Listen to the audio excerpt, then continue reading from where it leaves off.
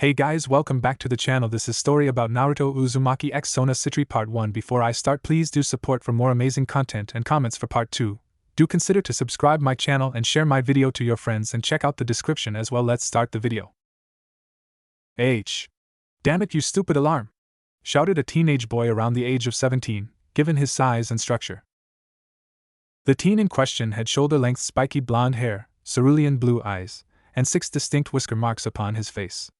3 on each side. As the teen went into the closet, he managed to slip on an orange t-shirt with a black blazer over the top. The black blazer also had white accents that ran through it. Soon a pair of black pants joined the uniform, followed by white socks. Stupid alarm, stupid Mondays, stupid school, muttered the teen as he walked out of his small bedroom and into the bathroom across the hall. Looking at himself, the teen grabbed a toothbrush from a small holding cup and a tube of toothpaste, before opening the lid of the toothpaste and pushing some paste onto the toothbrush. Having a bit of water run on top of the toothbrush with paste, Naruto turned the tap off before he started to brush his teeth, making sure to straighten out some creases in his blazer with his free hand. Stupid blazer, stupid son, thought the man as he finished brushing his teeth. Grabbing a bottle of mouthwash, the man opened his mouth and placed some liquid in, before swishing the liquid through his mouth and spitting it out after a few moments. Soon, another liquid was in his mouth, tap water, and once again, the sound of swishing could be heard before a spit sound. Moving both hands onto the sink ledges, the blonde man gave out a sigh. Come on, Naruto, just another day, better get there early so that Issei won't get killed, muttered Naruto, once again giving a loud sigh as he left the bathroom and walked towards the front door and slipping on some black sports shoes and leaving, making sure to lock the door behind him as he left before he ran back inside to make himself lunch and grab his bag. 15 minutes later we find the blonde-haired man running with a sandwich hanging out of his mouth and his bag slung over his right shoulder. Shit! I've lived alone for the past 8 years and I still forget to make my own breakfast and lunch, shouted Naruto mentally, as he ran past multiple cafes and shops towards his school, Ko Academy. Running past the 2 massive gates, Naruto moved his head both left and right, noticing that no student was outside. He was so fucked. I know I wasn't taking over 40 minutes to make my lunch. Where the hell is everyone? Mentally cried Naruto comically, with tears falling down his blue eyes as he looked around before noticing the clock that was placed on the main building front. 7:45. Naruto stared blankly at the clock. His alarm went off early.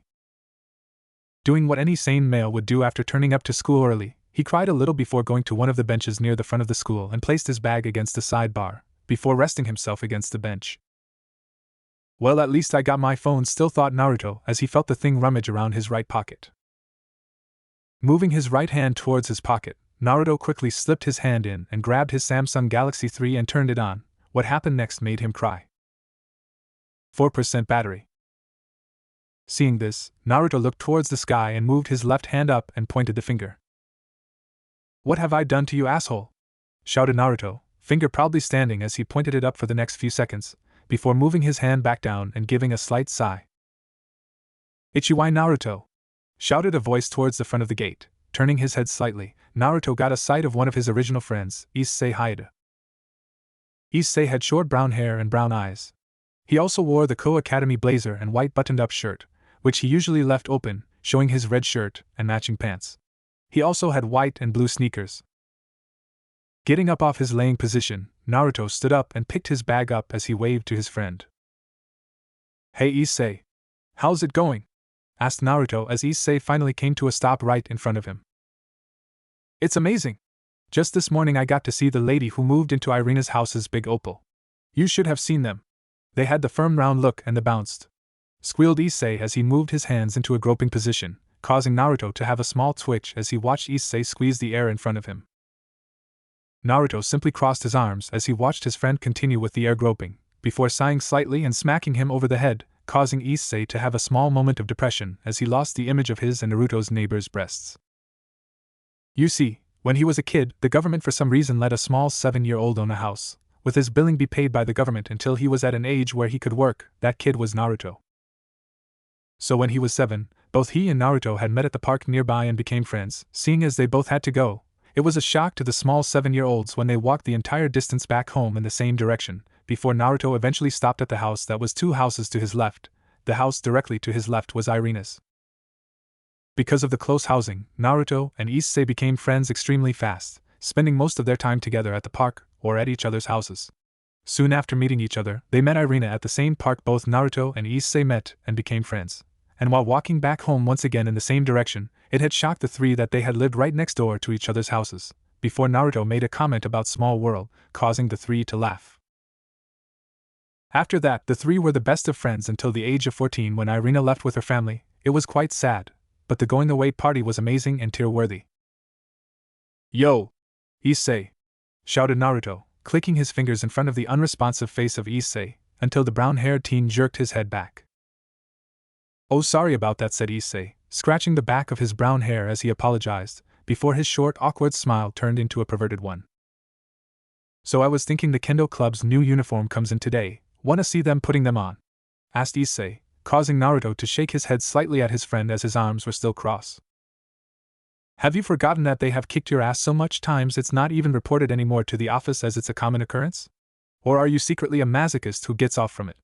asked Naruto, grin stretching as Issei went blank-faced for a moment, before he pointed a finger at Naruto. "Fuck you!" was Issei's comeback, causing Naruto to simply laugh and look at his watch. "Well, the class should be open by now, doubt anything would happen in the next few minutes. So coming with?" asked Naruto as he turned his body side on towards Issei, who shook his head in a negative. "Nah, I'll wait for Matsuma and Motohama. I'll bet they will come with me to see the Kendo Club," said Issei, walking away from Naruto as he waited at the front of the gate, completely oblivious to the Kendo Club surrounding him in the bushes near the gate. Naruto simply grinned.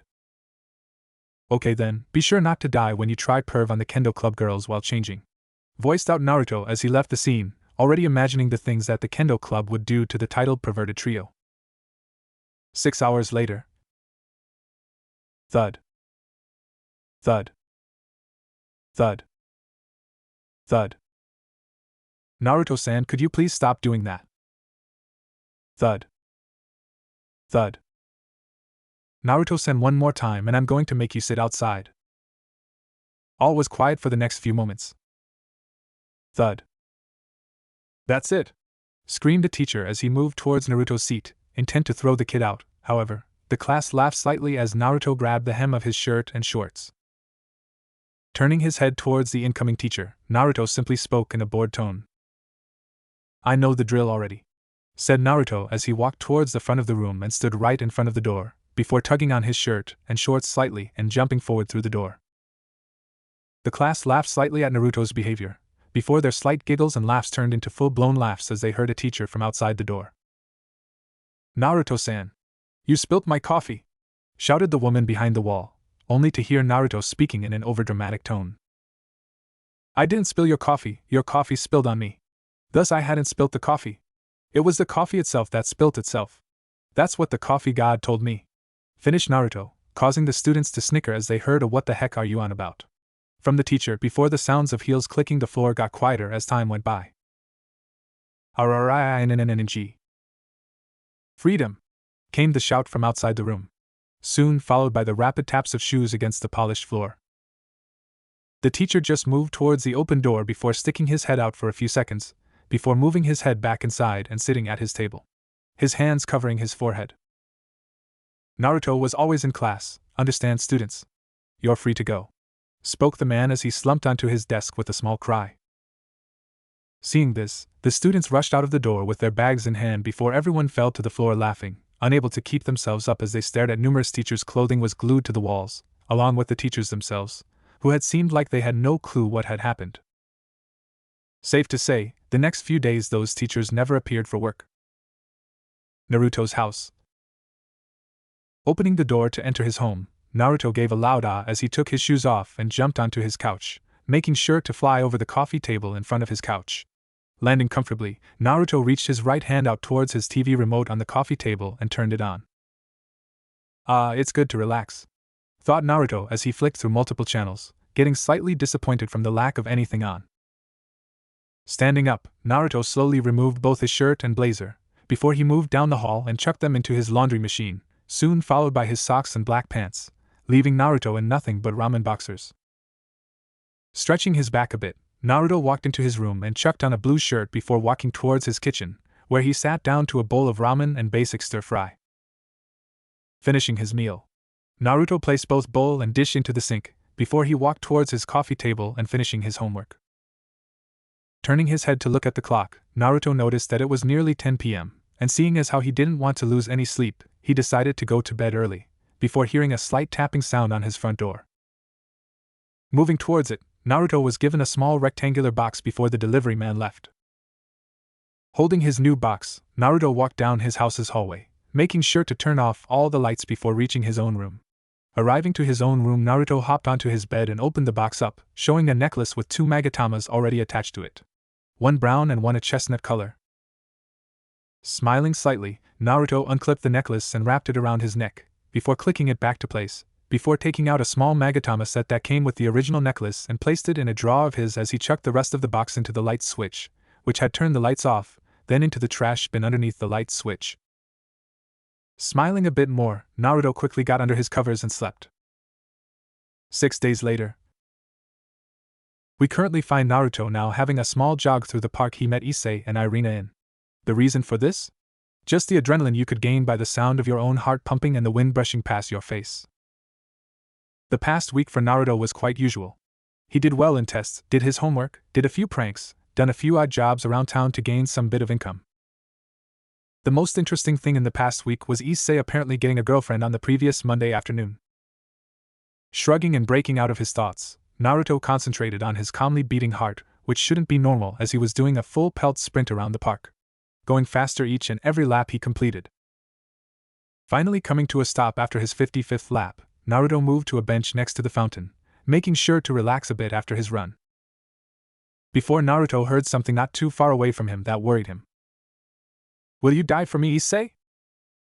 Turning his head slightly, Naruto caught sight of Issei and his current/apparent girlfriend. Before widening his eyes as the girl's cloths broke off her and changed into something that someone into BDSM would enjoy. However, it wasn't that what made him widen his eyes, well, not entirely. But what did take his eyes was the glowing spear held within the girl's hand. Pushing himself off the bench, Naruto ran towards his friend, his body on complete autodrive as he saw flashes of what looked like a child standing over him with multiple needles pierced through him. Before he realized what he was doing, Naruto had pushed Issei out of the way, causing the original spear the woman created to miss entirely. Falling over in a roll, due to the force he used to move Issei, Naruto quickly came to a stop on his back, before standing up and looking towards Issei, who was laying on his belly in a shocked state. Snapping his eyes towards the lady, Naruto could only widen his own blue eyes for a second as another pink spear dug itself right through his stomach. Naruto soon felt blood well up in his throat, attempting to force its way up his throat and out of his mouth, something Issei noticed when he came out of his shocked state. "Ena Naruto!" shouted Issei, getting up off the ground as he went towards his friend, who only looked at him in a hurry. Seeing the look confused Issei for a moment, before feeling his friend, who had a spear right through his stomach, pulled him towards the ground, causing Issei to narrowly miss a pink spear to the brain. Naruto looked at Issei with sad eyes, eyes that shouldn't be there in a 17-year-old's eyes. The reason for this? Dreams kept playing through his mind in slight bits and pieces. Gripping the spear in his gut, Naruto ripped his hands away from the pink spear, already feeling the phantom pains that warned him of what would happen if he did attempt to move it. Naruto moved his eyes towards the woman that had nearly killed both Issei and him. The first thing he could tell was that she was smirking at the two of them, for whatever reason. The second thing was the slight twitch on her forehead, mostly for taking longer than had been expected. Naruto was soon cut off from the woman's voice, which seemed very mature. "Well, Issei-kun, it seems that you have a friend here to save you. Too bad, I will now have to kill him as well. You know the old saying, no witnesses," finished the woman, her smirk turning into a very large grin as multiple spears formed around her, causing Naruto to stand and grab Issei, ignoring the feeling of a massive spear stabbed right through you. Moving Issei and himself behind a tree, Naruto quickly looked over Issei's shoulder and saw which part of the park he was around. There was no way out without a sacrifice. As Issei watched spear after spear be sent sailing towards them and their tree, he felt himself succumb to depression before feeling his friend's hand on his shoulder. "Issei, run, this chick ain't right, okay? It'll distract her while you ran, she is definitely after you, okay?" Finished Naruto as he didn't allow his friend to answer as he ran out of his hiding spot only to have multiple spears pierce right through his torso, causing Naruto's body to fall down lifeless, as if someone had just cut a puppet's string. Issei watched this with horror, as he saw his best friend just get skewered by multiple glowing spears. Just as Issei was about to move, however, he came to the sight of a spear shot right through his stomach, his girlfriend holding the spear personally as she smiled at him. However, the smile lasted only for a second as she chucked his body towards his friend's body. With bleary eyes, Issei watched as his girlfriend flew off, before looking towards Naruto once more. "Someone please help me, and please be a beautiful woman," spoke Issei before his eyes closed, not seeing a glowing red ceiling array appear. When the ceiling array disappeared, a young woman was seen standing. The woman had white skin, blue-green colored eyes, and a buxom figure. Her most distinctive feature was her long, beautiful crimson hair that reached down to her thighs, with a single strand sticking out from the top. Her hair also had a few bangs framing her forehead, and some bands framing her face as well. The woman also had appeared to wear the current female version of the uniform of Ko Academy, this being a long-sleeved, button-down shirt, with a black ribbon on her shirt collar, worn under a black shoulder cape and matching button-down corset, with a magenta skirt with white accents. She also had white crew-length socks and brown dress shoes on her feet. When Rias arrived, she had expected to see Issei laying near dead, so that wasn't much of a shock to her. However, what she hadn't expected was the prankster of Ko also lying dead, with wounds that could only be caused by either an angel or fallen angel, spread out through his entire torso. Now Rias felt bad. She had been waiting for this moment to gain Issei into her peerage, but had not expected someone else to die within her plan. Moving forwards, Rias placed a hand over the young blonde's body and gave a sigh. She hadn't felt anything worth reviving him for. With a sad sigh, Rias turned away from the body before going over to Issei and reviving him, soon taking his body to be healed by her. Back at the park, Naruto found himself floating in pure darkness. "Is this death?" asked Naruto to himself, his voice echoing throughout the darkness. Naruto then felt something wet go down his cheek as he looked at the endless void. "Was I not good enough to go anywhere? Did I not deserve a place in heaven?" asked Naruto to himself, still gazing out to the infinite darkness that surrounded him. "Is the life I held not well enough?" muttered out Naruto once more before the darkness flashed white, before finally breaking up into webs, each gap between the webs showing a scene. A scene of a blonde-haired child being orchestrated from everyone. A child growing and making bonds. A child going through the pain of losing people close to him. A child that brought peace to the world. Suddenly Naruto gripped his head tightly. He could feel something. He could feel himself. He could feel himself somehow complete. Soon the images disappeared. Instead, a blue, gold, and red orb of a flame-like substance glowed a few meters in front of him. "Remember." Naruto moved forward towards the orb. "Remember. I will bring peace to the world. If there is such a thing as peace, I will find a way to reach it," spoke one of the images of a blonde-haired teen as he talked to a man with short red hair. "Remember. I will bring peace to the world. I will break the cycle of hatred," shouted a slightly older blonde teen as he battled a man in a mask. "Remember." Naruto's hand was now only a few centimeters away from the orb. "Remember our Nindo." Naruto's eyes snapped open as he shoved his hand forward, the orb shattering, releasing a massive storm of energy around him, before the energy entered him. "Remember our Nindo. Remember our comrades. Remember our senseis. Remember our friends." Suddenly the slight voice in the back of his head went quiet before he already knew what to finish the sentence with. "Remember who Naruto Uzumaki is!"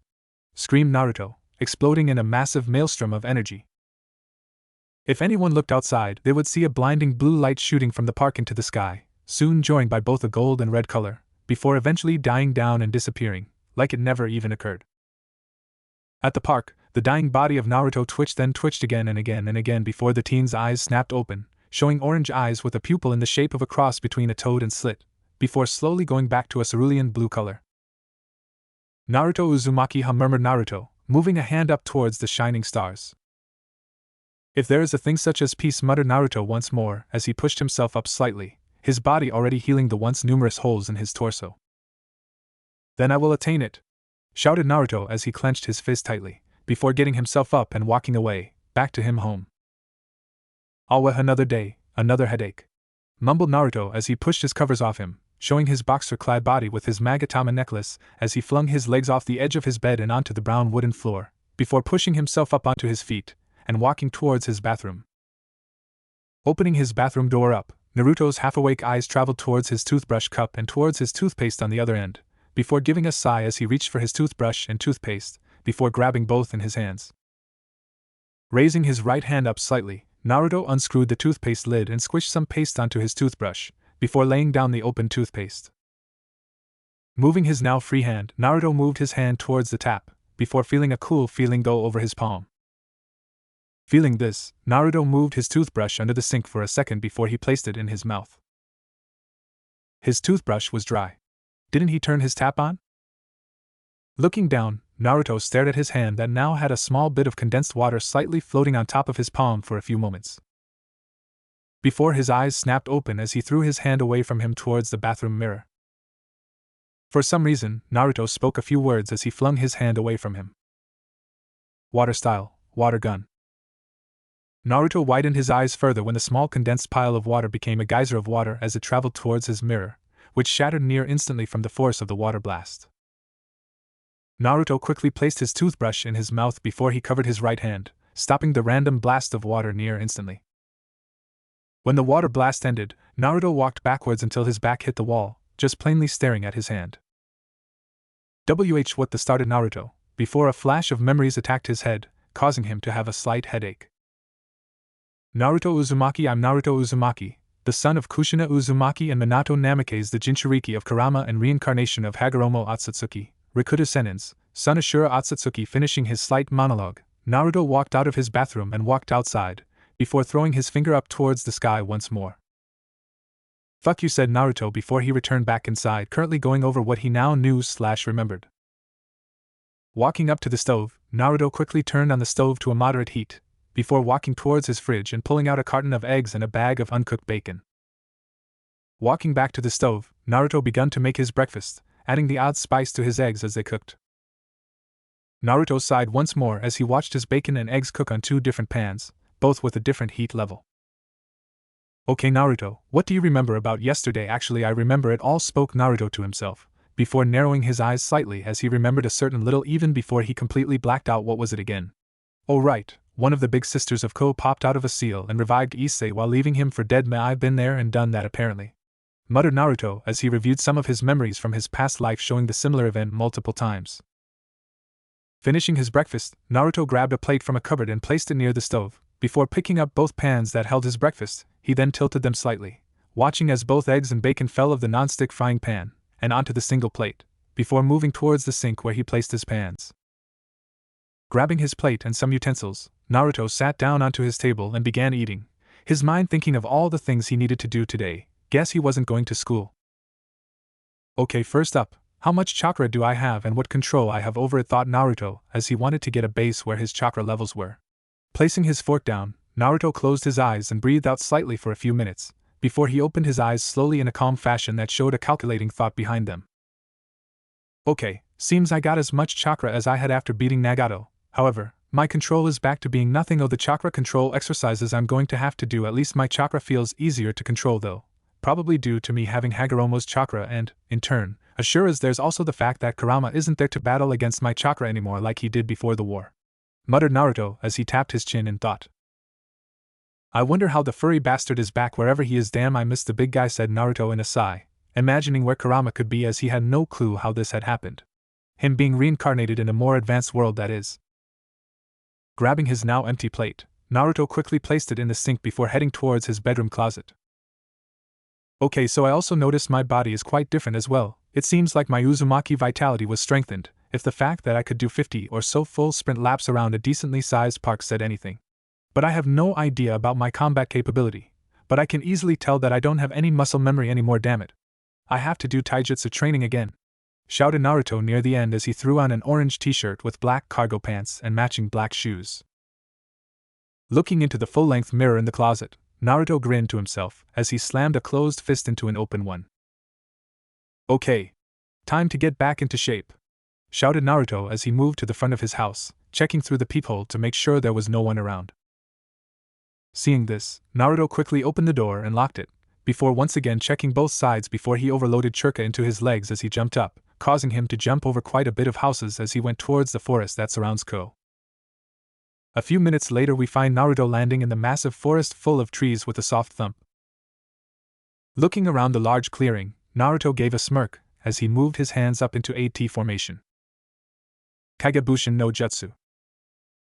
Poof! Soon the clearing was filled with 500 Narutos, each ready with determined expressions as they looked towards their creator. Looking over the large swarm of clones, Naruto gave a thumbs up towards them. Okay guys, you already know what's going on, so split into groups of 50. First group do tree walking, second group do water walking. Even if it seems impossible because of our current control, at least get the feeling of how it works into our head. Group 3, I want you to split up into groups of 10. Then the groups of 10 I want you to work on the first phase of elemental manipulation. Same thing with water walking, even if it doesn't work, make sure to get a feel to it. Group 4 will be relearning the stances for the frog kata. Even though we can't access senjutsu because of our control, we should be able to implement the frog kata style into our muscle memory. Group 5, using the understanding of chakra old man Hagoromo gave us, learn Fuinjutsu. However, make sure to learn how to make and play seals through physical contact, it is the most effective after all. Group 6, I want to practice sparring against each other, get our reflexes and hand-eye coordination back. While you're doing this, I'm going to condition our body, understood? Asked Naruto, getting a nod from each of his clones as they walked away from their position in the clearing, spreading out so that they could complete their objective for the day. 8 hours later. Ha ha ha ha, okay, that's good enough ha for ha today, spoke Naruto as he sat against a tree, his cloths now soaked in his sweat just as he finished his final workout. Looking towards the forest, Naruto raised his hands up to form a single hand sign, and soon felt his clones' memories return to him as he sat and waited.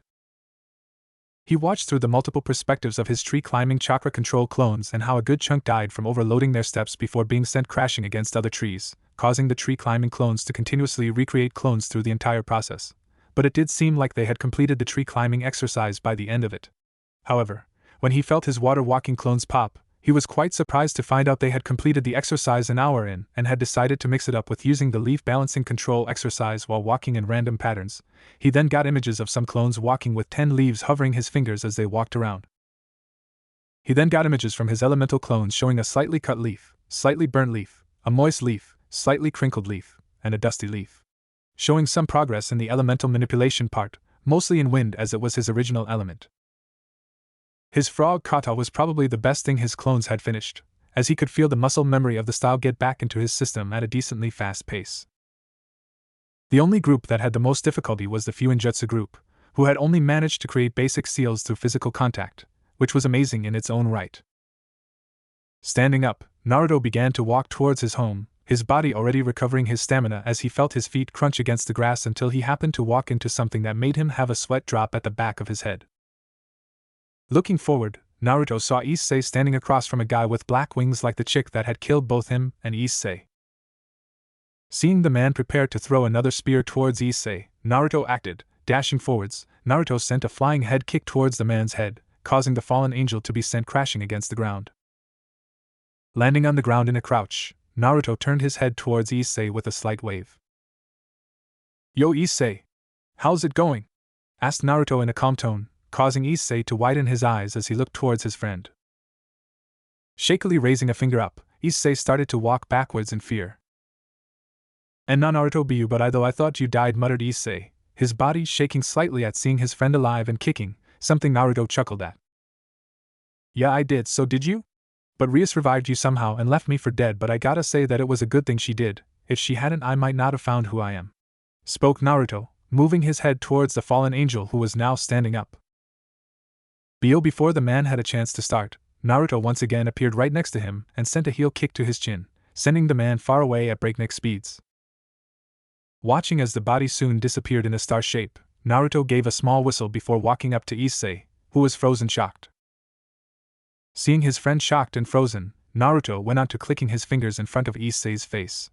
The next few minutes of clicking finally irritated Naruto enough, so deciding to get Issei's attention another way, he grinned. Sexy jutsu. Poof. The next few seconds shown Issei flying head first into a tree with a bloody nose and swirls replacing his eyes. Chuckling to himself, Naruto returned back to normal and grabbed Issei by the hem of his shirt, all the while laughing at his friend's face slightly. Seeing Issei finally come out of his mid-shock face, Naruto dropped his friend on his ass once again. So Issei, how's it being revived and all? Asked Naruto, his arms crossed as he looked at Issei, who had blinked slightly. Wait, you're serious? I thought that was a dream. I mean, everyone at school forgot Yuma, so I thought it was a dream, spoke Issei, looking at the sky as he did so, before feeling Naruto's finger poke at his head. Not all real, still remember what the stabs felt like, not very nice if I gotta say, said Naruto, chuckling for a moment, before he narrowed his eyes slightly as he looked to the trees that were behind Issei's back. Seeing Issei going to speak, Naruto held his hand up. Issei, before you say anything, I gotta go. Don't worry, I'll explain to you what happened to me at school tomorrow, okay, buddy? I'll even peek with you if you want, said Naruto as he walked away, causing Issei to widen his eyes slightly, before a grin stretched onto his face. But before Issei could reply, he felt a hand on his shoulder. Turning around, Issei found himself staring at one of the big sisters. Wait a minute, the other big sister was behind her. With Naruto. Sigh, what am I supposed to do now, muttered Naruto as he walked around his living room, boredom easily distinguished through his body language. Looking at his clock once again, Naruto noticed that it hadn't even went past 7, meaning he had plenty of time left on his hands. Ah, fuck it, I'm sure a bit more Fuinjutsu practice wouldn't kill me, mumbled Naruto to himself as he raised his hands into a T shape and summoned 4 other clones. For the next few hours, we find all the Narutos seated at different places across the house, using all they knew about chakra to have a base to create Fuinjutsu. Soon, it was finally 10 p.m. Placing down his pen and paper, Naruto dispelled his clones before walking towards his room, chucking his clothing all over the place as he couldn't be bothered putting them in the laundry on his way to bed. Jumping onto his bed, and felt himself bounce slightly before coming back down into his comfy mattress before shutting his eyes. Wonder what's going to happen tomorrow, mumbled Naruto to himself, going into a deep sleep. Shit! Shouted a blonde-haired man as he leaped from roof to roof, completely missing an odd look of shock a few people hold on their faces when they looked towards his location. Naruto couldn't care less who saw him, he only had 5 minutes to be seated or he would have detention, and the blonde sure as hell wasn't going to be stuck after school for an hour or two, that's for sure. Looking forwards, Naruto narrowed his blue eyes as he saw Koa Academy only a few blocks away from the position he was in. Pumping some chakra into his legs, Naruto leaped further than his previous jumps, covering a good chunk of the distance in that single leap. Keeping his eyes focused on the school, which he was about to enter via landing, Naruto's eyes went towards the clock once more, confirming his worries. 8:44. He only had a single minute. Landing, Naruto quickly pushed off the ground, sending some sand into the air as he flashed around the school, hurrying to his homeroom. Getting into the hallway, Naruto narrowed his eyes as he saw the homeroom teacher shutting the door. Dashing forwards once more, Naruto dived towards the door, barely getting his entire body through the door as he flew through the narrowed opening. However, due to the chakra-enhanced dive, he had overshot the original landing location, that being the floor, and instead crashed into one of the older students there. And that older student happened to be the president of the student council, Sona Citri. Crap. Shit! Shouted Naruto as he and Sona went sprawling across the floor, with him finally coming to a stop with Sona laying on top of him. Just his luck, out of the few odd elder students that had the unlucky hand at sharing their homeroom, happened to be one of the most popular. Laying on the ground a few moments, Naruto shook his head slightly to get the ramen bowls out of his head, before looking onto his chest to see Sona's head looking up at him slightly, glare in place as she sent him a pointed look. Let go of my ass, said the student council president clearly, causing most of the students to look towards Sona's ass and blinked for a moment when they noticed that Naruto's hand was laid against it. For Naruto, he had no clue what she was on about, before he felt something beneath his right hand. Not making the connection of what it was, Naruto gave an experimental squeeze and widened his eyes in horror. That horror increased when a sound came from Sona's mouth. Ah, moaned the president of the student council. Shit. Naruto sent his eyes all around the classroom and started to sweat slightly at the looks everyone was sending towards him. Even if he was a badass godlike ninja, he was sure as hell not going to be able to fight back unless he exposed himself as being special, and seeing how Sona seems to have a similar feeling to Rias, yeah, no chance. Quickly lifting both himself and Sona up, he quickly placed the frozen Sona in her seat, before edging towards the front right desk, right next to the door. Seeing that his class was slowly starting to cool down, he began the daily morning news. Okay class, well student. 2.5 hours later. We now find Naruto walking down the stairs towards the entrance of the academy with his hands in his pockets. Walking down the stairs, Naruto moved his head around slightly, looking at the perfectly cut grass, bushes and trees as he walked around to the back of the academy towards his regular relaxing spot. Removing his bag from his back, Naruto sent the small blue and white bag towards the tree's base, before following suit and laying against his bag. Moving his head up to look towards the blue cloudy sky, Naruto sent out a soft sigh. That incident with Sona seriously wasn't the smartest thing to do, but at least it wasn't my entire fault. But the way she feels is similar to what aura Rias gave out when she took Issei away to be healed. Are they connected somehow? Or do they just share the same abilities like the chick and dude with black wings? This is too much of a headache, thought Naruto with a slight pout. His facial expression stayed in its relaxed state. For the next few minutes, Naruto simply sat there enjoying the silence, before he threw his head forwards with his eyes opened. Looking towards the pathway that led towards the front of the school, Naruto quickly made sure that there wasn't anyone in seeing and hearing range, before rising his hands up into a T shape. Kagebushin no Jutsu. Soon the sounds of multiple poofs ran through the clearing, soon showing around 200 separate clones all lined up and ready for orders. Okay, first I want you all to split into two groups. First group will focus on seals again. However, I want you guys to more specifically focus on creating a gravity seal, but only a small part of you, while the rest continues with the understanding of Fuinjutsu.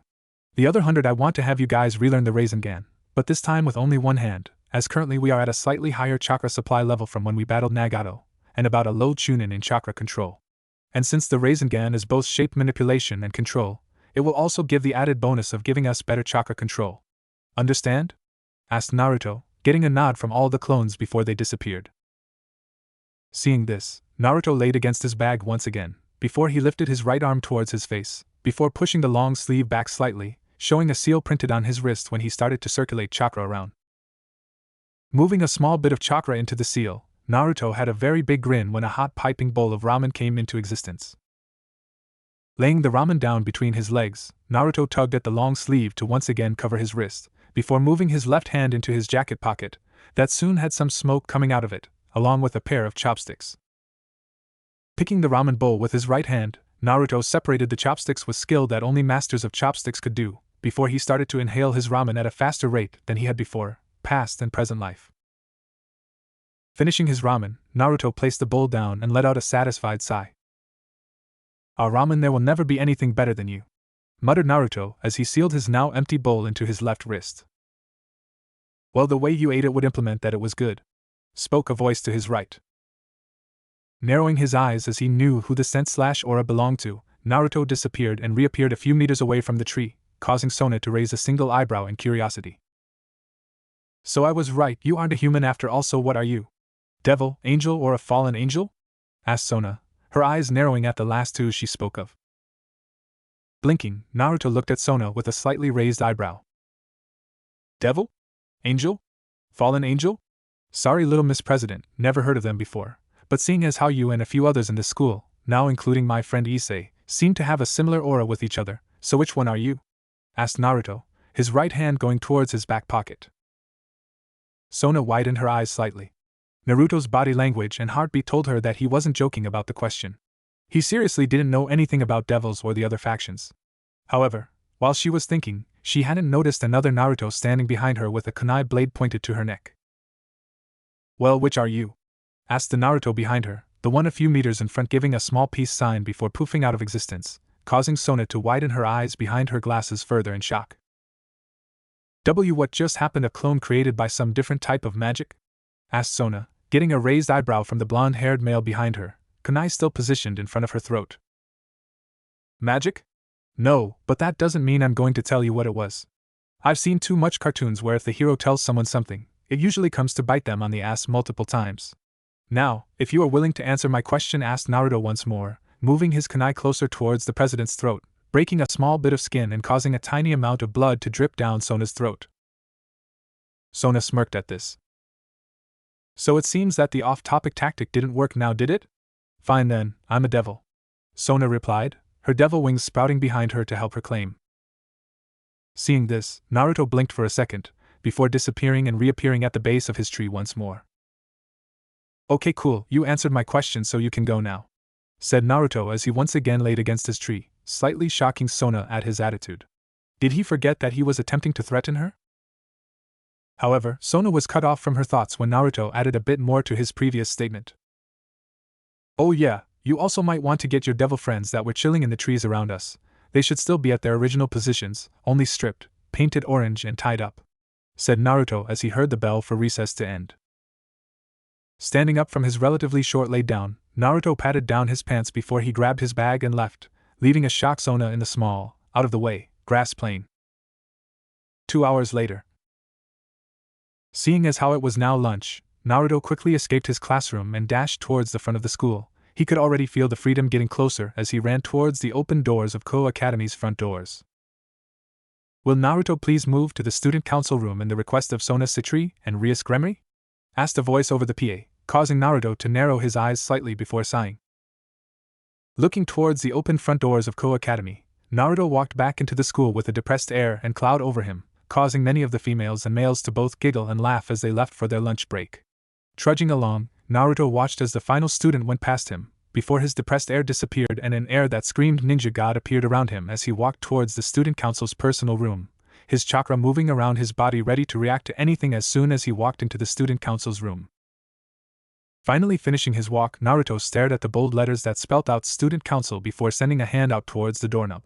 Gripping the doorknob with his right hand, Naruto twisted it open, making sure he counted the amount of signatures he felt in the room, before he opened the door and walked in, watching as both Sona's group and Rias's group stopped talking as he walked in. However, he was pleasantly surprised to see that Issei had been invited. Yo! Issei! How's it going? Asked Naruto, his foxy grin spread across his face as he looked towards his friend who smiled back and ran up towards him. Wrapping Naruto in a one-armed hug, Issei started to speak, the joyous tone easily found and noticed. Naruto! It's great seeing ya. And thanks for yesterday, I could have died again. Well, that's what Bucho told me anyway, so thanks. Anyway, are you a devil as well, Naruto? Asked Issei, his and Naruto's one-armed hug ending with both participants a bit happier. Naruto waved his hand slightly. Nah, I'm not, just a plain old regular human who probably couldn't be revived by anything other than sheer will. Now that I think about it, it is nearly always my will that revives me or some girl either warning me from the future, or giving me her life from kissing me. At this, Naruto went silent as he started to count all the girls that either kept him alive or revived him via kisses on his hand, causing Issei to widen his eyes when he saw Naruto go on to a second hand and stop at 7. Seeing the situation getting out of hand, Sona cleared her voice. Naruto-san, would you please focus on what we are going to tell you? Asked Sona, only getting a does the Sakura manually forcing my heart to pump and her breathing into me count. Yeah, it does, I guess. From Naruto as he was still counting, now in his 10s or so. After a few moments of both Sona and Rias twitching, along with their members, not including Issei, who was staring at Naruto with a narrowed glare as he had reached about 18, he finally gave out a sigh. Yep, 18 times. What were you guys on about before? I forgot, said Naruto, confusion on his face as he looked between both Sona and Rias. Just as Sona was going to open her mouth, Naruto had held up his hand as he just remembered something. Oh yeah, I forgot about that, mumbled Naruto as he rummaged through his pockets, before pulling them out showing that they were empty. Would any of you have a camera or something? Asked Naruto, only to be met with a shake of their heads. Giving out a sigh, Naruto just pouted a bit. Damn, I wanted to get this on camera, mumbled Naruto, causing everyone to raise a single eyebrow up at his random question. Oh damn, oh well, seems like my phone will have to do, anyway, say cheese, said Naruto as he walked towards the group with a grin, before he spontaneously exploded and sent orange paint out in every direction, causing everyone within the room to be painted bright orange. Click. Click. Click. The sounds of multiple camera shots could be heard, but before anyone could find out where the camera shots were coming from, they stopped. Sona moved her glasses in anger. That blonde-haired bastard not only grouped her ass, but had also beat her peerage within the span of 2 hours, before now coloring her in bright orange.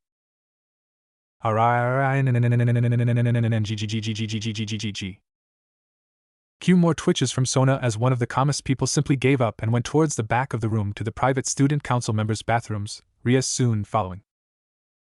Issei stood there covered in orange for a second, before getting a twitch as he looked to the roof. Fuck you, Naruto, spoke Issei, before following the rest of Rias's peerage into the bathrooms. With Naruto Wahahaha! Laughed Naruto as he walked to his final class. He had just gotten the images of the apparent devil's faces as they got pranked, and he couldn't be more pleased, even though he had to prank his friend, but it was worth it. However, while he was walking towards his next class, Naruto looked out of a window to his left, staring at what seemed like a girl with long black hair standing on top of a telephone pole, staring directly at him as if she knew something. However, when he saw the girl's mouth move, Naruto had managed to pick up what she had lipped. Chakra. After saying that single word, the girl seemed to disappear like she wasn't even there in the first place. Shrugging it off and placing it in his remember to search file in his head, Naruto went to the toilets, before summoning a Kage Bushin to take his place, making sure to have the clone have enough chakra to survive a few hits just to make sure it doesn't pop while he went home. Seeing his clone go, Naruto sneaked out and headed towards his home, his body and mind exhausted from the day, before he looked at his right hand for a moment, before lowering it once more. "I'm not a pervert," mumbled Naruto to himself multiple times as he tried to forget the school council's president's ass and how it felt. Before he gave out a sigh and looked up. Well, now that I'm even with Rias, I can finally go back to talking with Issei. Oh well, might as well get home and just sleep again, muttered Naruto before he heard something within the wind call out to him. The forest. The forest? Naruto asked himself for a moment, before shaking his head and using his speed to appear at his home in less than a few minutes. Finally finding himself standing in front of his door, Naruto moved his hand to open the door as he gave out a sigh once more. Well, tomorrow's a new day.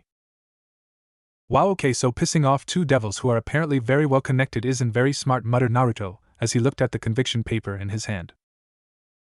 So for the past few days he might have had pranked the living daylights of both the student council and the people in the occult research club at every opportunity they presented him, which was mainly whenever they attempted to talk to him in one way or another.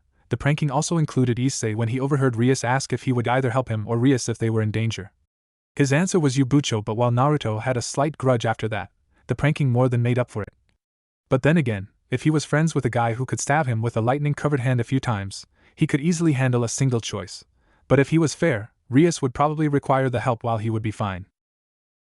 Looking at his used-to-be home, Naruto simply opened the front door and summoned some clones to seal his possessions in a scroll, which he would then seal into his wrist and open at a later date. Sealing his collectibles into his wrist, Naruto walked out of his old home, placing a paint seal on the side of the door for the new owners, which he had never seen or heard about before in his life, and he knew nearly everyone in the whole city, helping out nearly everyone helped in that regard. All were well timed to build a home in the forest, muttered Naruto, his school blazer open, showing his orange shirt as he walked with his hands behind his head, listening to the sounds of cars going by and birds chirping. Ai! Shouted a voice beside him. Turning his head slightly, Naruto got the sight of a blonde-haired nun falling over. Turning around, Naruto quickly caught the nun, making sure not to grab anything, and lifted her up so that she was standing. Hey! Are you okay? Asked Naruto, still holding the nun's shoulders to make sure she was not going to fall over. The small blonde-haired, green-eyed nun nodded, a small smile and blush on her face. Why yes, thank you, said the nun in an embarrassed tone as she covered her cheeks with her hands, hiding the small blush that formed on her face from embarrassment. Waving slightly, Naruto laughed. Ha ha ha, don't worry about it. It was the right thing to do. So where are you from? Asked Naruto, noticing that the girl seemed like she didn't know where she was going, if the embarrassed blush returning said anything.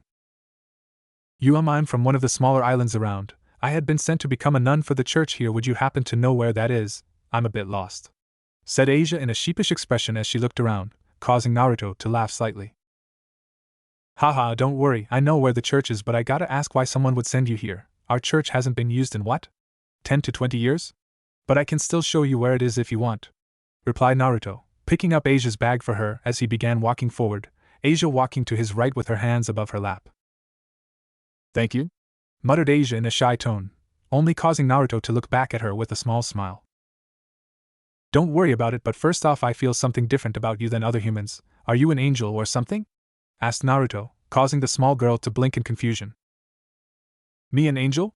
I may follow the Lord, but I am no angel. Maybe one day he will let me become one and I may serve under his guiding hand. After all, it was he who let me meet you, so, amen, said Asia, doing a small prayer for meeting the kind blonde man. Widening her eyes, Asia clapped her hands. Oh, that's right. We haven't given each other our names yet. squeaked Asia as she stopped Naruto and turned him towards her, before putting her hand out. My name is Asia Argento. What's yours? Asked Asia, hand out waiting as Naruto sent his own hand forwards, connecting the two in a nice handshake.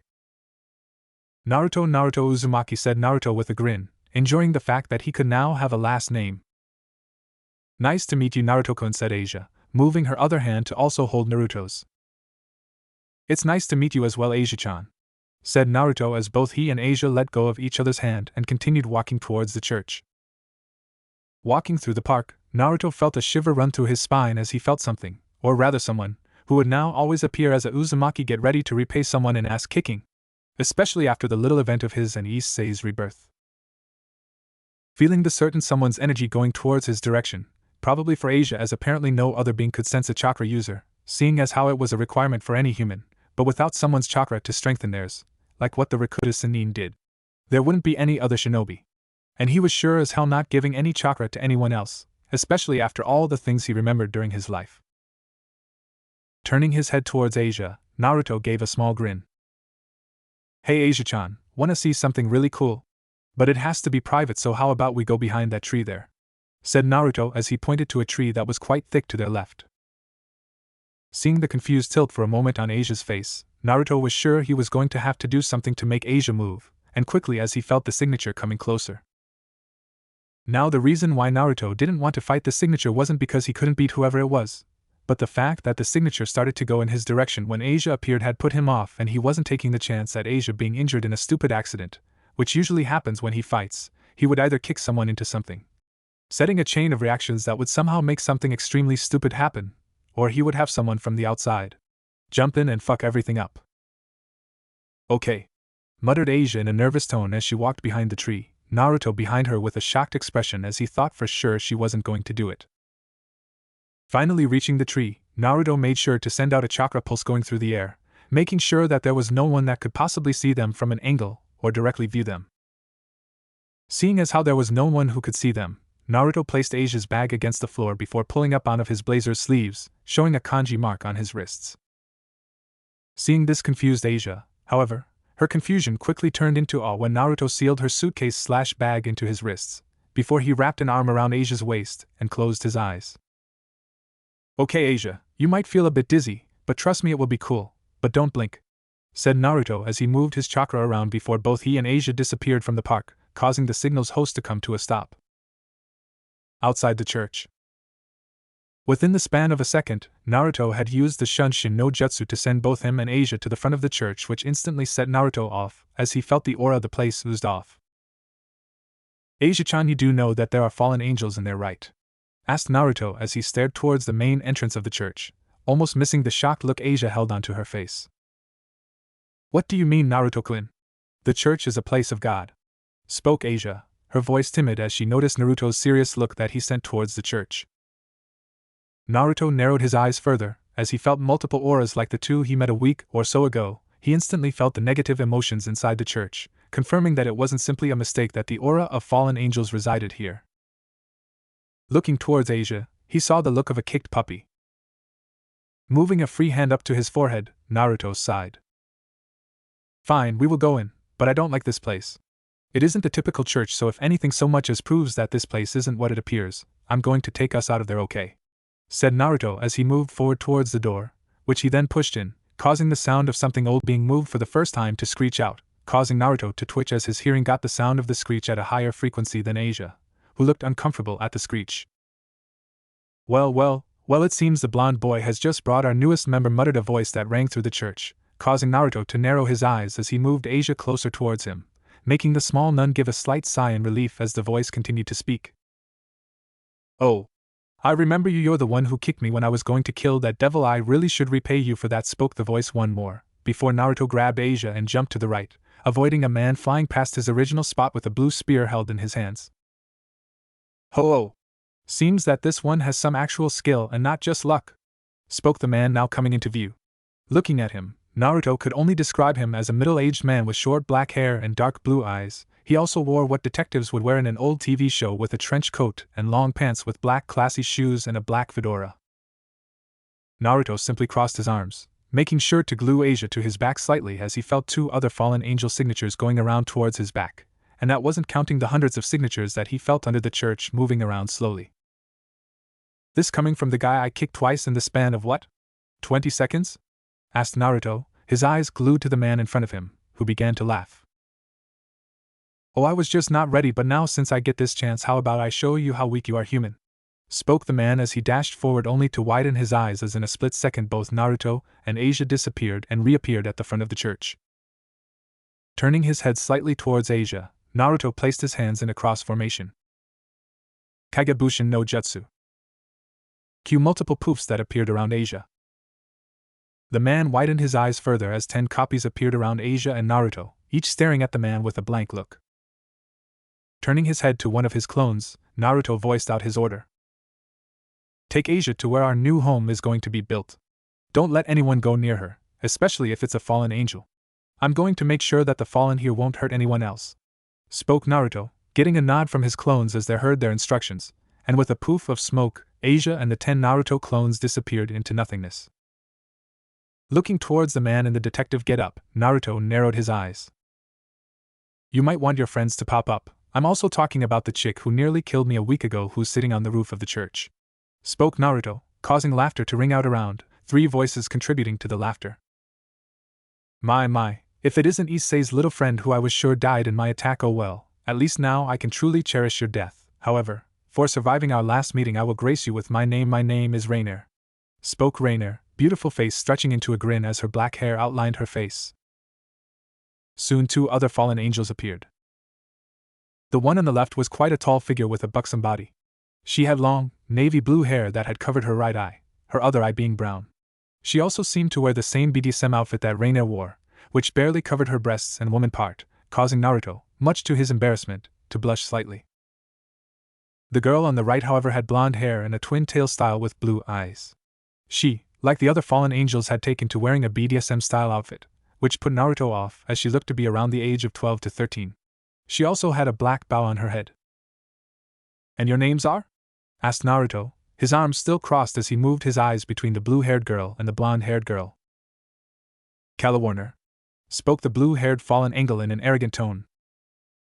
Middled spoke the little blonde girl in a cruel tone, causing Naruto to shiver slightly. Little girls with cruel attitudes just don't work well, thought Naruto, as he looked at the blonde-haired girl. Well then, seeing as you gave me all your names, how about I tell you something? Said Naruto with a grin. Seeing the grin, the 3 women and man looked at Naruto with a raised eyebrow. Oh, and what is you going to tell us? Asked Rainier with a grin. Are you going to ask us to spare you? No, I bet you're going to ask us to let you join us. Spoke Rainier with a grin, which instantly turned into an annoyed expression when Naruto shook his head in a joyous negative. Nope. I was just going to say, began Naruto, only to extend his grin when the church floor caved in, making Naruto drop to where the extra chakra signatures were, and showing them unconscious under seals, all tucked neatly in a corner with people stacked either against or on top of each other. When the fallen angels saw this, they sent their eyes towards Naruto, who held the peace sign. How did you do this? Shouted Middlet as she viewed the 100+ exorcists unconscious in the corner. At this, Naruto grinned towards them.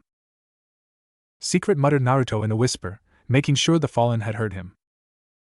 Finally getting towards the end of his patience, the man in the coat dashed towards him, aiming to slice Naruto in half with the glowing light blade, only for Naruto to duck slightly and slam a fist into the flying fallen angel, causing the man to continue flying past Naruto before falling into a roll while clutching onto his stomach. Turning his head towards the rest, Naruto watched as the girls created light spears to float above their heads. He also noticed Rainier had a twisted grin on her face as she held her multiple spears above her head. Isn't this a blast from the past, Naruto-kun? Asked Rainier in a sadistic tone, only making Naruto grin. Yeah, it is, replied Naruto as he summoned a kunai and chucked it at the fallen angels, completely missing them by going over their heads. Seeing this, Rainier chuckled along with the other 2. Well, here I thought you had some skill, now like I told Issei, will you die for me? Shouted Rainier as she and her team members sent their spears towards Naruto, who had simply grinned. No, spoke Naruto as he disappeared and reappeared where his kunai had sunk into the wall behind the angels. Pushing himself off the wall, Naruto grinned as he summoned a Rasengan in both hands. Rasengan! Boom! Two simultaneous blasts shook the currently caved-in building. Rainier had her eyes wide open as she stared at her team across from her. Her team member with the coat had been pierced by her light spears, killing him from the stabs, not the actual light properties, and both Millet and Calawarner were splattered against the wall with blood flowing out of their mouths with a spiral injury appearing on their backs. Suddenly, Rainier felt a weight on her shoulder. "You know that was stupidly easy," said Naruto as he looked at the destruction his Rasengan-propelled enemies made with their impact. However, he could feel them still alive, probably unconscious at most. Rainier narrowed her eyes in anger as she created a spear of light and attempted to slice Naruto in half, only for him to disappear and reappear behind her, kunai in a reverse grip. "You know what's funny, if it wasn't for you almost killing me I wouldn't remember who I was. Well, maybe when I almost died some other way I could have remembered. But I doubt that I will be dying anytime soon nowadays. But this is the end, and for what it's worth you dress like a whore," said Naruto as he swung his kunai into Rainier's temple, knocking her out with the ring of the kunai. Hearing the thump of Rainier's body hitting the floor, Naruto quickly created some clones to place knockout seal on the knocked out fallen angels, before he heard the one who had been pierced speak. "I'll kill you YYU and the BBLO blonde Gigi girl," spoke the trenchcoat man. But before he could go through any more dialogue, Naruto threw his kunai towards the man, his kunai going right through the man's head with a little bit of wind chakra helping it. "No, you won't. I know from what I did I won't get any repercussion from this. After all, who would be friends with someone with anything but positive emotions? The most you would ever be is a man," spoke Naruto as he retrieved his kunai and a piece of paper where he used the substitution jutsu with the paper wrapped around his kunai. Looking at his kunai, Naruto sighed. "I really should have a small bit of clones attempting to create a Horatian seal, not the second Hokage's or my father's, but my own version with theirs as a base," muttered Naruto as he watched his clones seal all the exorcists' bodies along with the fallen angels into a scroll. Turning his head to the lone male body, Naruto went through some hand signs. Fire style, searing shot. With the hand signs completed, a small flamethrower-like fire spat out from Naruto's mouth, burning the fallen angel's corpse and turning it into nothing but ash and dust. Turning around, Naruto caught the scroll thrown to him by a clone before it dispersed. Climbing out of the wreckage, Naruto dusted his pants off before disappearing in the wind, leaves blowing past the now destroyed church. Clearing. Naruto's clones in Asia were currently building a decently large house that spread across the clearing that held both a lot of backyard room and a decently large lake. Asia was currently handing the Narutos some supplies that had been placed in the scrolls for easier carry. So currently the clones were the ones building the building and Asia was their messenger/supplier, as she took specific scrolls to clones that needed them. Suddenly all the clones stopped, worrying Asia as they all snapped their heads towards one end of the forest, which then got pushed to the side showing a grinning Naruto with 12 boxes of noodles and chicken. Seeing this, the clones cheered and grabbed a box from Naruto, causing Asia to tilt her head as Naruto sat beside her. Naruto-kun, why did you give your clones some food?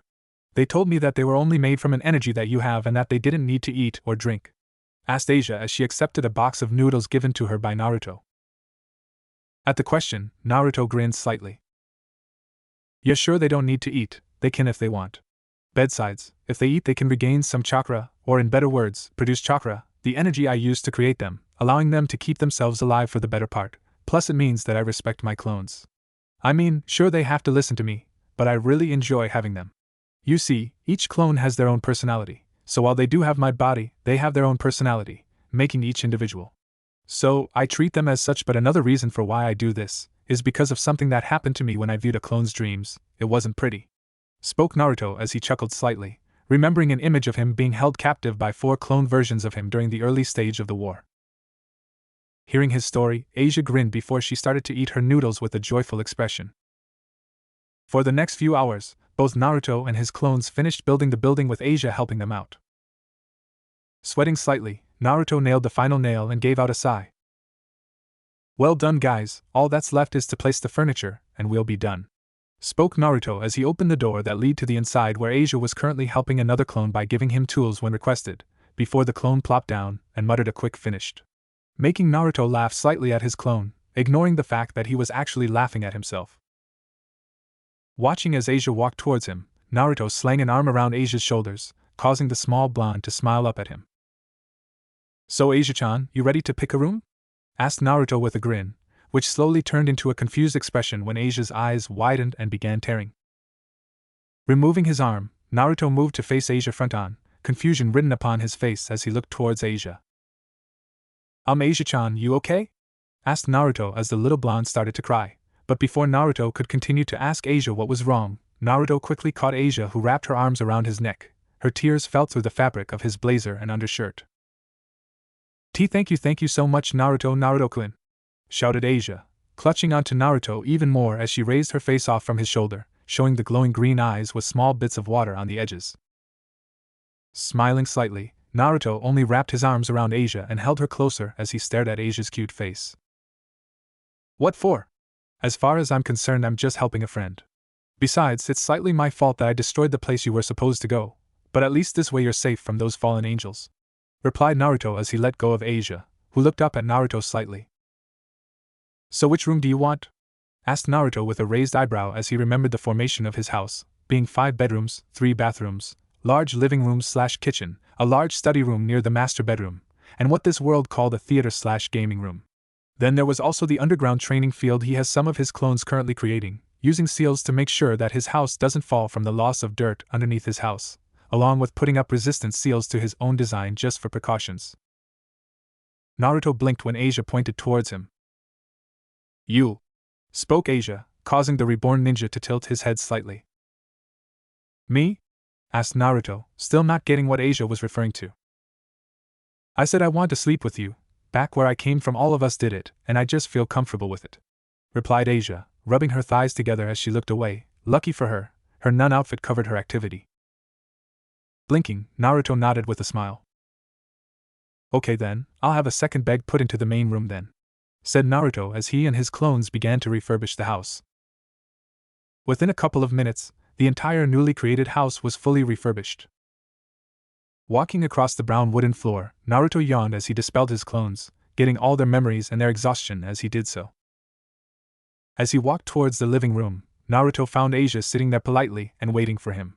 Walking up to her, Naruto sat down and rubbed her head affectionately. Hey Asia-chan, would you like to go to the school I go to? It has a female-to-male ration of 10-1, so it should be easy for you to make some friends, while also being safe from perverts, said Naruto, gaining an excited look from Asia as she clasped her hands together in joy. Yes, Naruto-kun, yes. Oh, this is definitely the work of God. Me being able to meet you and become friends, to you also lending me a place to stay. Thank you, father, said the blonde nun as she done her prayer, causing Naruto's right eye to twitch when Asia thought it was God who told Naruto to do the things that he did. Looking towards a window while Asia wasn't looking, Naruto sent the middle finger out of the window towards the sky, only to blink where he saw the clouds shifting into a face and grin at him, before turning back into regular clouds with random shapes. Naruto stared at the clouds for a few more moments, still kind of in shock at seeing the clouds do that, before shaking his head and summoning another clone. Yo! Mind doing me a quick favor and register Asia's into our school, and also make it so that she is reported to be in our year in class, just so that we can make sure she's safe most of the time.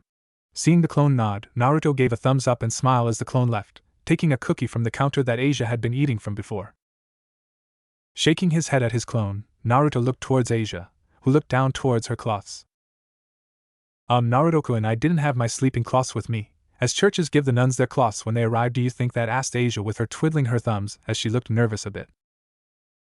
Naruto simply raised a hand up, before he disappeared within a blink of the eye, before returning a few moments later, bag in hand full of sleeping cloths for women. Scratching the back of his head slightly with his free hand, Naruto gave a sheepish laugh.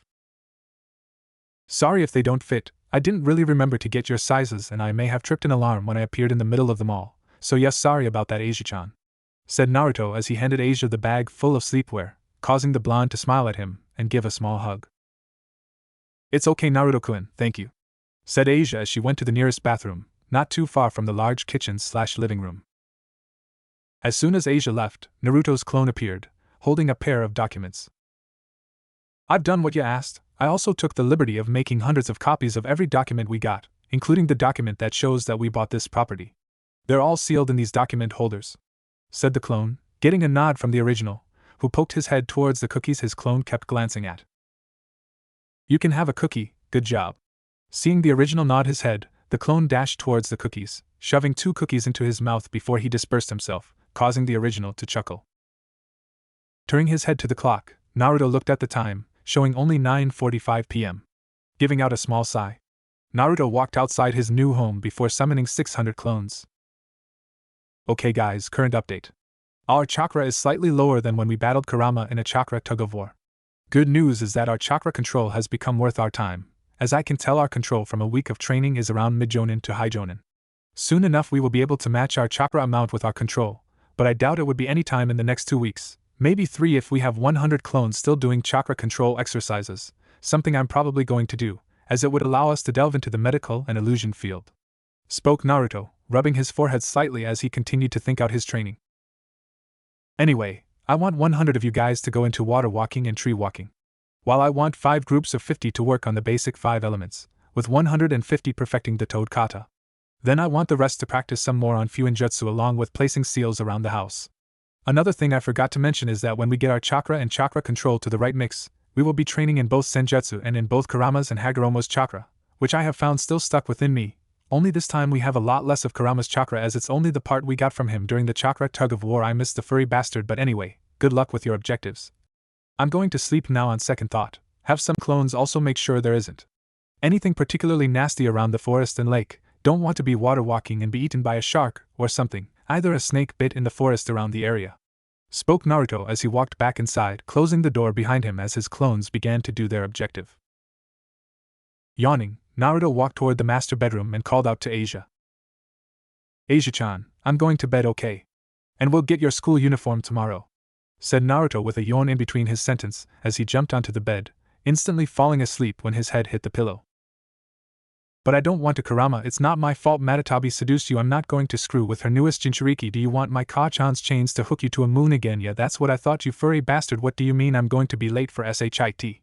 Woke up the startled Naruto, his eyes snapping open and instantly shifting to his left, reading the time of 7:20 a.m. Plenty of time, thought Naruto as he released a sigh before he felt something on his chest. Moving his head down so that his chin was touching his chest, Naruto came upon the sight of Asia's blonde hair sprawled all around Naruto's chest with her body wrapped around his, from what he could feel anyway, seeing as how the blanket was there restricting the view.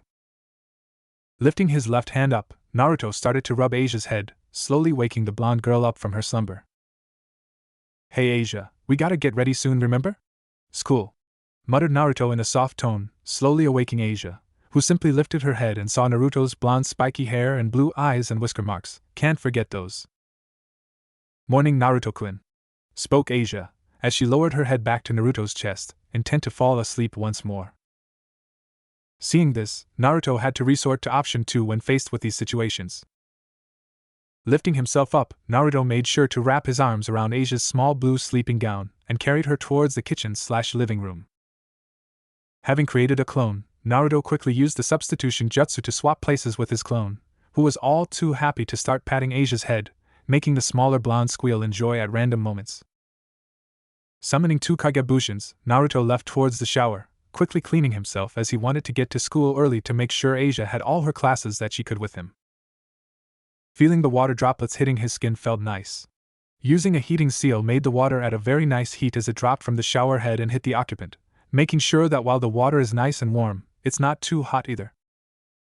Quickly getting out, Naruto then proceeded to dry his spiky hair with a towel, making sure that there wasn't any water within his blonde mane. Quickly chucking on his black pants and orange shirt, Naruto walked out of the room, his black blazer sitting on top of his shoulder as he walked towards the kitchen, where the sounds of Asia eating was heard. Walking into the room, Naruto couldn't help but smile slightly as Asia was eating many different dishes that he knew for breakfast. Standing on the edge of the wall for about a minute, completely missed by Asia, Naruto felt a clone tap him on the shoulder and open a bag that held the girl's uniform for Ko. Nodding to his clones and giving him the instructions to disperse, Naruto walked behind Asia's chair and covered her eyes with 2 hands. Guess who? Asked Naruto, making his voice seem very old. Unfortunately, Asia knew who it was. Hello, Naruto-kun, said Asia as she turned in her chair to look at Naruto, who held her new school cloths in front of him and low enough so that Asia could see what was in the bag. Naruto grinned slightly as he widened the bag further. I got your new school uniform. So how about we leave early today and set you up for school? Asked Naruto, getting a nod from Asia. Okay, replied Asia as she took the bag from Naruto's hands and walked out of the kitchen/living room, and into the closest bathroom. In the next 10 minutes, both Asia and Naruto are sitting at the front of the school with Naruto having a narrowed glare towards the ground, Asia patting him on the back. "It's okay, Naruto-kun, just because we're only in mentor together doesn't mean you can't protect me. Besides, the Lord's faithful guidance will warn you if I'm in danger," said Asia as she hugged Naruto, getting some looks from the other students before they shook their head and got on to their own business. Naruto simply grinned at Asia's answer. "Yes, sure he will, but you're right, if you are ever in true danger, I will be there to help you, Dodgeball, believe it." At that, Asia smiled and stood up, ready for first day of school. "Let's go, Naruto-kun," shouted Asia as she jumped up and down in an excited fashion, causing Naruto to widen his smile.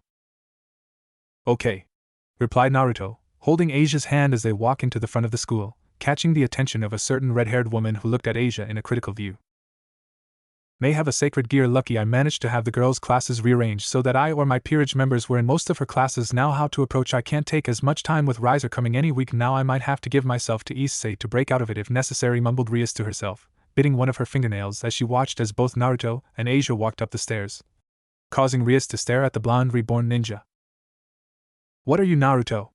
asked Rias out loud as she saw both him and the new student Asia disappear around the corner. Kiba called out Rias, watching as her blonde knight appeared within a few moments. "I need you to keep Naruto away from the new student Asia as much as possible. From what I guess, she holds a sacred gear, however, I'm not sure which one," spoke Rias as she kept her eyes glued to the last location she could see both Naruto and Asia. Kiba nodded. "It will be done, Bucho," replied Kiba before he left.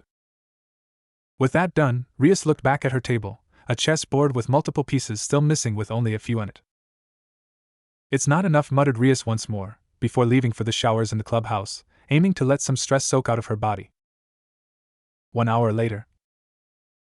Currently, Naruto was drawing in his book, The Image of Konoha from his father's head on the Hokage monument.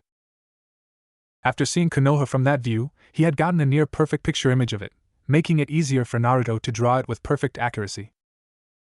"Psst, hey Naruto," came a voice behind him. Turning his head around, he noticed that it was Issei who spoke to him. Since when was Issei in this class? Yo?" asked Naruto, completely not sure how to talk as he practically dropped Issei as a friend since the pervert didn't talk to him after being a devil. Issei rubbed his head slightly and chuckled nervously. "Do you know who that new blonde chick is? Looks so cute and I wanted to have a shot at her," asked Issei with a slight laugh, which slowly died down after seeing the blank look on Naruto's face, which secretly stated, "I'm going to prank you, and when I do, you will not leave your house due to the shame." Before he turned around and continued his drawing, causing Issei to have a small waterfall tears appearing on his face. 1 hour later. Currently we find Naruto walking across the town, hands in pockets as he walked towards a regular sweet shop he regularly visited as he ditched the last period of class via a Kagebushin taking his place. This was also the method he used to make sure Asia was safe in all her classes. Seeing the sweet store, Naruto removed his right hand from his pocket and pushed the door open. The ringing bell announced his arrival. "Naruto! How's it going, my boy? I heard you got evicted. Those bastards in the government don't know left from right," grumbled an old man about the age 60 or so. The man had tan skin, which he probably got through working in the sun a lot when he was younger. He also had very short black hair with black eyes along with a bit of chin hair which was gray. The man's build also helped tell that he used to work in places with physical requirements, as the man's arms were quite large, which strained his small t-shirt as it couldn't wrap around the man's arms. "Hey Mateso, how's the family?" asked Naruto with a wave as he stood in the front of the desk, ignoring the fact that he could feel 2 signatures appear in his mind. The man simply grinned.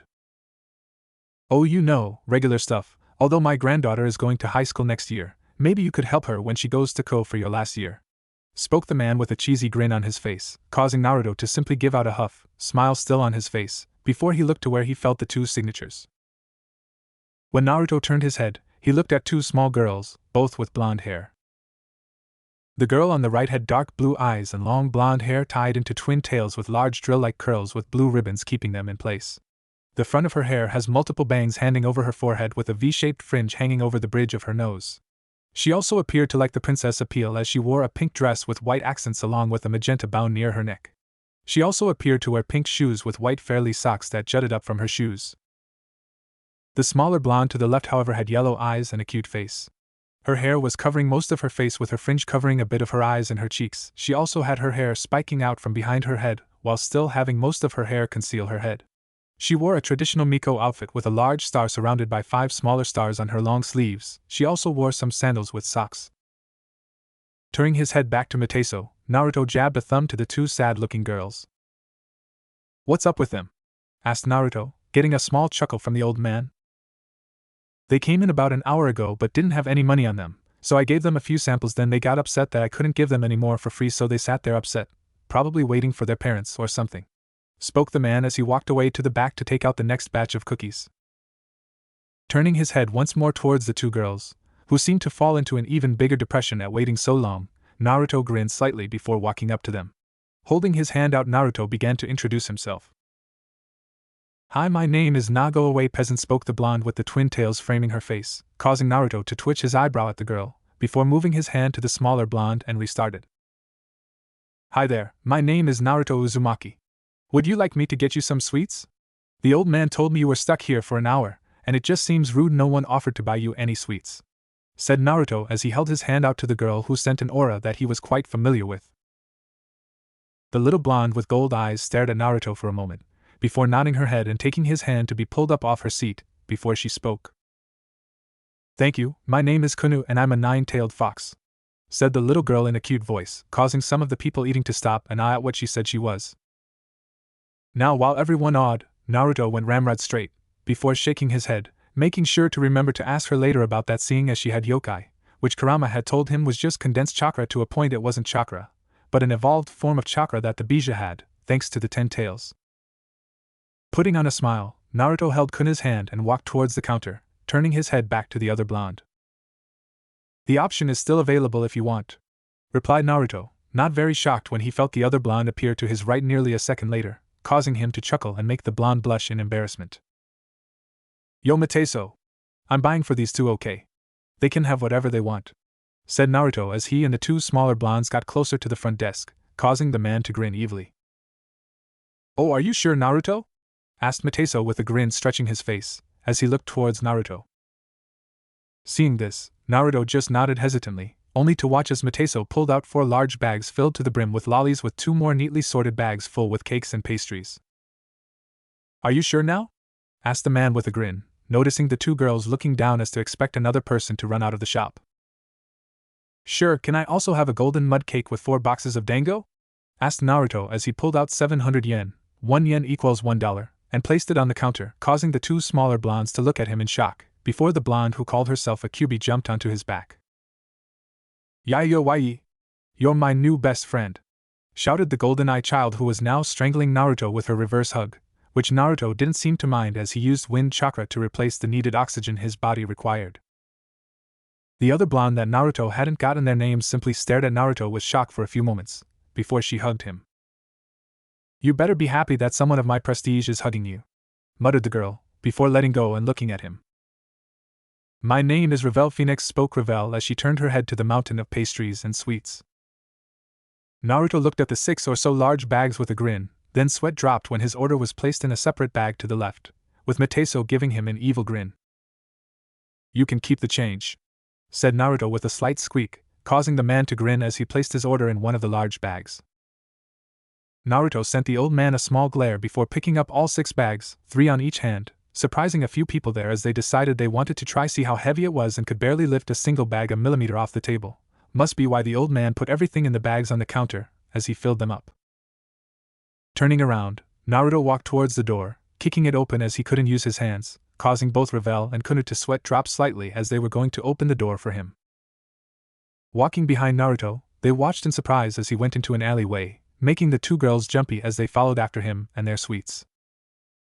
However, when they went into the alleyway, they watched in shock as 2 identical copies of Naruto appeared and took the bags of sweats. Naruto then turned to them and motioned them to come towards him. "Okay, since I don't exactly want to be walking around with that much sweats, I'm going to take you 2 to my house to eat them, okay? But I need you 2 to hold my hand as I will be making us move at an incredibly fast speed to reach the location. It's just outside of the city," said Naruto as he held his hands out for both of the blondes. Watching as both gave their hands, Naruto gave a slight grin before disappearing with the two girls. Naruto's house. Appearing not a moment later, Naruto watched as the two blondes started to walk like the floor was moving, before standing up straight without any signs of dizziness shown. Smiling, Naruto clapped his hands together. Okay, so we can either eat here outside of my house, or we can eat inside. You can choose, said Naruto as he crossed his arms over his chest, a gnawing feeling appearing in the back of his head for some reason. Inside, both said simultaneously. Nodding, Naruto went towards the front door and sent a burst of chakra, making the door open without any problem. Walking inside, Naruto took his shoes off and left them at the front as he walked towards the large living room/kitchen. Seeing his two clones, Naruto waved them off after they had neatly placed the sweats and pastries into categories and groups, making it easier for them to pick and choose. Turning his head around, Naruto noticed both Kunu and Revel staring at the quite large house with slight awe, before they quickly caught up with Naruto and jumped onto the couches, shocked at how comfy it was. Chuckling slightly, Naruto moved the sweats onto the coffee table with some plates for the two girls, who instantly dug in. Chuckling slightly, Naruto ate his dango quite slowly, enjoying the flavor as he bit into the small ball covered in sauce. Soon the entire sets of pastries were gone, along with all the sweats, mostly consumed by Revel, much to her embarrassment. However, most of the pastries went to Kunu in that regard, who also mimicked Revel in embarrassment blushes. Putting down his plate, Naruto sent the two a small grin. So you two, enjoy yourselves? Asked Naruto, getting a nod from both girls, before his face went slightly curious. So why was there a devil and yokai in a sweet shop? Asked Naruto, getting the two girls to widen their eyes, before Kunu jumped at his face, prepared to scratch it to smithereens while Revel summoned some fire around her hand. Naruto simply grabbed Kunu under her armpits and held her away from his face, now noticing the claws she had along with the 9 golden tails wagging around her behind. Hey, calm down, I was just asking a question, damn it! Shouted Naruto with a sighish tone as he felt the small apparent 9 tails calm down in his hands, along with Revel, who dismissed her flames. Giving out a slight huff, Naruto lowered Kunu onto the soft couch, making sure her tails didn't get squished underneath her. Sitting back down, Naruto began to ask them questions. So I guess you weren't joking about being a 9-tailed fox, Kunu-chan. Is there a chance that you know of a Kurama if there is more of you? Asked Naruto, looking at the golden-eyed blonde, who simply shook her head. I have never heard of a Kurama. There is only 2 Kyubis, and that's me and my mother. My father was just apparently a young human she met, spoke Kunu. Naruto gave a small sad sigh, before looking at Revel. So I know that Kunu-chan here is a Kyubi, and I know that you're a devil, but what are you specifically? Asked Naruto, only to get a huff from the girl. How you don't know who I am already tells me you're a weaker being, after all. All devils know of the Phoenix clan. You know, the clan that is held highly due to us being nearly impossible to kill with our super regeneration and our supreme control over both fire and wind. Like a phoenix, how do you not know of us? Asked Revel when she saw that Naruto only looked at her blankly. Because I'm human, said Naruto, causing both devil and fox to widen their eyes. Bullshit! Shouted both girls, causing Naruto to widen his eyes in slight fright when both jumped at him. Landing on the ground, Naruto had both blondes start poking and prodding him all over. What are you, damn it? Screamed Revel as she pulled Naruto's face with Kunu pulling on Naruto's arm. I am human, spoke Naruto in between the pulling of his face, before he substituted with a pillow, causing the girls to widen their eyes in shock. You're a magician, pointed out Revel, Kunu nodding in agreement, even if they have never heard of magic that allows you to swap places with another object. It's not magic, it's a type of energy I was born with, how most humans have it, but without someone like me to strengthen their own energy, they won't be able to use any of it. But there is also the fact that I'm a lot stronger than any human around these parts, spoke Naruto, causing the girls to give up with a sigh. Fine, don't tell us. Both spoke in a synchronized tone, causing Naruto to sweat drop. But before anything else could happen, an orange circle appeared in the middle of the room, causing Revel to look towards it. Soon the orange circle glowed slightly, showing a man in a red suit standing in the middle of it. The man had blonde spiky hair with dark blue eyes, however, without even a look Naruto could tell this was a Sasuke wannabe. Hey, you know Sasuke, you know every asshole copycat. Revel, who you choose to go to the human world I will never understand. We have plenty of sweets at home, honestly the air here is so unpure and disgusting, muttered the man as he looked around, before looking directly at Naruto. Oh, and what's this? A human revel? You're standing near a human? What is wrong with you to be standing near this piece of trash? Strike 1. Honestly, he looks stupid. What possessed you to be around this poor excuse of a man? Strike 2. The man then looked towards Kunu with a bored look. Oh, what's this? A weak and pathetic Kyubi? What reason would you have to be near these unworthy peasants? The whole Fox clan is nearly gone, and a lowly human who should be begging you to be around you. Finished the man with his arms crossed. Strike 3, 4, 5, 6 and a million. Bam! The man was sent through the front of Naruto's house by Naruto's fist. Turning to Revel, Naruto gave a small sheepish wave. Sorry, said Naruto, confusion Revel. Why? Asked Revel, only to widen her eyes as Naruto gave an evil grin. I'm going to kick the dude's ass all over the place. You mind giving me his name? Asked Naruto, feeling the man's presence finally returning to the clearing. He's my older brother, Riser Phoenix. You shouldn't fight him, and he has never lost in a fight, especially to a human. Finished Revel, who simply saw Naruto wave his hand. Meh, don't worry. They'll kick his ass around, so sorry about doing this to your brother, but if he was a good brother he would not have made insults to you and your friend. Said Naruto before he disappeared with both Revel and Kunu moving to the front of the house, only to watch as both Naruto and Riser were surrounded by a barrier created by seals. Inside the barrier, Riser had a glare full of hatred directed towards Naruto as flames surrounded him. You pathetic human! How dare you attack me, Riser Phoenix! Shouted Riser as he dashed towards Naruto, who simply tilted his head slightly, dodging the blow. I dunno, how about you were and still are acting like a bastard with a fucking pole shoved up his ass. Now that I think about it, you would represent a yakitori dish to near perfection. Chicken with a stick shoved up its ass, yeah, you defiantly fit that. Spoke Naruto as he jumped out of the way from a fireball that exploded at his original battle position. You peasant!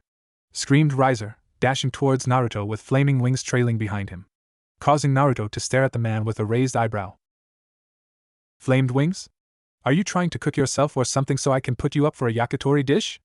Asked Naruto as he slid under Riser, gripping Riser's ankle as he did so, before changing from a slide into a throwing position, sending Riser straight into the barrier. Riser's glare intensified. Soon, multiple circles appeared around him, and soon after, a group of women appeared. Attack the human bastard, shouted Riser, leading the charge of the group, causing Naruto to simply grin. Ah, look at that. Little Yakitori has a group of girls probably stronger than him if what I've seen is an indication. Said Naruto, grin firmly in place as he tilted his head as magic flew by him. Looking to his left, he saw a cat girl jump at him while the other jumped at him from the other side, easily picked up by Naruto's sensory prowess. Throwing his left hand out, Naruto caught one of the cat girls by the throat before chucking the girl towards the sky, hitting the strongest looking woman there and caused both of them to smash into the barrier, completely knocked out due to the force. Crouching down and twisting himself, Naruto threw his legs straight into the air, hitting the other cat girl in the stomach and sending her towards the sky, before jumping up and landing a heel kick to her spine, sending the poor girl against the hard ground, creating a dust cloud that blocked the other's view. Twisting around in the air, Naruto held a tiger sign before spitting out hundreds of fireballs all around the barrier, completely at random. Soon the sounds and screams caused by explosions were heard by Naruto, who flipped himself to land in a crouch, before sinking into the ground, dust clouds still making it impossible to view him. Now Riser was scared. His entire peerage, if what he could hear, was defeated with barely any effort from the human's part. Suddenly, Riser felt the ground below him rumble slightly, before he felt two hands wrap around his ankles and drag him into the earth. His eyes widened with absolute fear of being buried alive. However, his head stopped sinking once his neck was completely hidden beneath the earth, causing him to release a slight sigh when he felt himself stop sinking, before he felt a kick to his face. Looking up, Riser felt fear in the first time. Not only did a human defeat him, but he had almost killed him as well, if being stuck up to his neck in dirt said anything. Yo, teriyaki chicken. Shouldn't you, I dunno, be teaching this human a lesson? Asked Naruto with a cheeky grin on his face with a single eyebrow raised, causing the man in the ground to go from a fearful expression to one of anger and hate. I order you to release me! Screamed Riser from his position, only to cause Naruto to smirk, before Naruto snapped his fingers, sending his previous dust cloud away, showing the reinforcements Riser had called upon knocked out with scrapes and flames all across the floor. Naruto then turned back towards Riser. So? You were going to order me? Asked Naruto, causing Riser to grit his teeth in anger. Naruto-san, called out a voice towards his house. Turning around, Naruto saw Revel shouting. Yeah, Revel? Asked Naruto with his arms crossed and one foot on top of Riser's head, only making the man more furious. Can you please just let my Nai-san get out of here? I have to go anyway, spoke Revel, only watching as Naruto gave a small nod and wave, dispersing the barrier around him. Sure, but you will probably have to take him home like that. I don't trust the dude not to attempt to burn down my house or attack me, replied Naruto in a bored tone, getting a nod as Revel summoned circles to take Riser's peerage back home. She then stood on a summoning seal herself with Riser's head being next to her. However, before she could go, Naruto spoke. Feel free to drop by Revel-chan, shouted Naruto with a grin that only enlarged when Revel blushed slightly. Maybe, spoke Revel as she and Riser, along with his peerage, disappeared. Turning around, Naruto walked towards the shell-shocked Kunu and rubbed her head, snapping her out of her shock. Hey Kunu-chan, wanna go to the school I go to? Asked Naruto, getting a nod from the little Nine-Tails, before Naruto stood ramrod straight. Never mind Rias, you and your peerage get out now, spoke Naruto holding Kuna's hand within his own, causing the little kitsune to smile slightly at the warmth feeling she felt. Soon Rias and her peerage dropped down from the trees, shock written upon their faces, but what shocked Naruto was the odd aura he felt from one of the devils. Asia, muttered Naruto as he looked at the blonde girl standing near Rias with a grin. Hey Naruto-kun, Bucho told me how I could now help you by being a devil even though I didn't want to be a devil. I wanted to help protect you, shouted Asia as she jumped at Naruto and wrapped her arms around his neck, Naruto wrapping a single arm around her waist.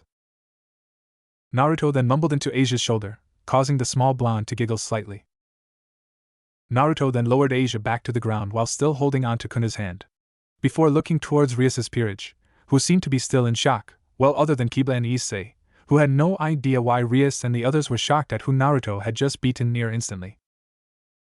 Naruto then turned towards Asia. Hey Asia, can you take little Kunu around the house for a tour? Asked Naruto, getting a nod from the newest devil within Rias's peerage. Looking at Kunu with a smile, Naruto moved her hand from his to Asia's, who then took Kuna's hand and walked inside the house, ignoring the fact that the front part of the house where Naruto sent Riser through was already fixed. Naruto then looked towards Rias for a moment, before appearing right in front of her with a narrowed glare. Why, better yet, how did you recruit Asia without me knowing? Asked Naruto shinobi mode on full pelt as he looked into Rias's eyes, slightly getting lost in them for a moment, before hardening his own. However, Rias couldn't answer as she kept on mumbling.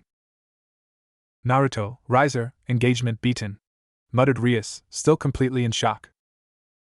Until Naruto pinched her cheek, causing her to gasp out. Ouch! What the hell? Shouted Rias as she punched Naruto in the face, only for him to dodge and keep pinching her soft cheeks. Stop pinching my cheek! Shouted Rias as she sent punches and kicks towards the bored Naruto, who simply dodged with barely any effort. Why did you recruit Asia? Asked Naruto, getting Rias to stop her punches and kicks. Because I need as much help as possible, whispered Rias as she looked at the damage Naruto had caused within the span of a minute. Letting go of her cheek, Naruto summoned a silence barrier around the two of them, causing Rias's peerage members to attempt to attack the barrier, only to get repulsed at each attempt. Why do you need help, Rias? Asked Naruto, his arms crossed with a serious expression appearing on his face. I'm being forced into a marriage, muttered Rias, tears appearing in the corners of her eyes as she moved her head down, only to be lifted up by her chin. Who forced you and who are you marrying? Asked Naruto with a calm tone. Rias's lips started to tremble as her body started to shake. My family, and I'm supposed to marry Riser Phoenix, the man you just fought, spoke Rias, finally breaking into tears, which were soon wiped away from her eyes by Naruto as he looked into Rias's bluish-green eyes. Is there any way to get you out of it? Asked Naruto with a softer expression on his face as he looked into Rias's eyes. At this, Rias moved her eyes away from Naruto's. Yes, there's either me battling Riser in what we devils call a rating game, or I lose my virginity to someone, spoke Rias, causing Naruto to have a slight flashback to his previous life. You don't need to do this, Shizuka. It's your life, your choice, shouted Naruto as he stood across from a kunoichi from Nadeshiko. I must, replied the female across from him. I have no choice, said the female as she charged at him. Naruto closed his eyes for a few moments. I saved Shizuka from a similar fate. I won't let you go through it no matter how much I want to punch your face. Rias, think of this as a thank you for letting me become who I was from my near death. Snapping his eyes open, Naruto gave a slight grin.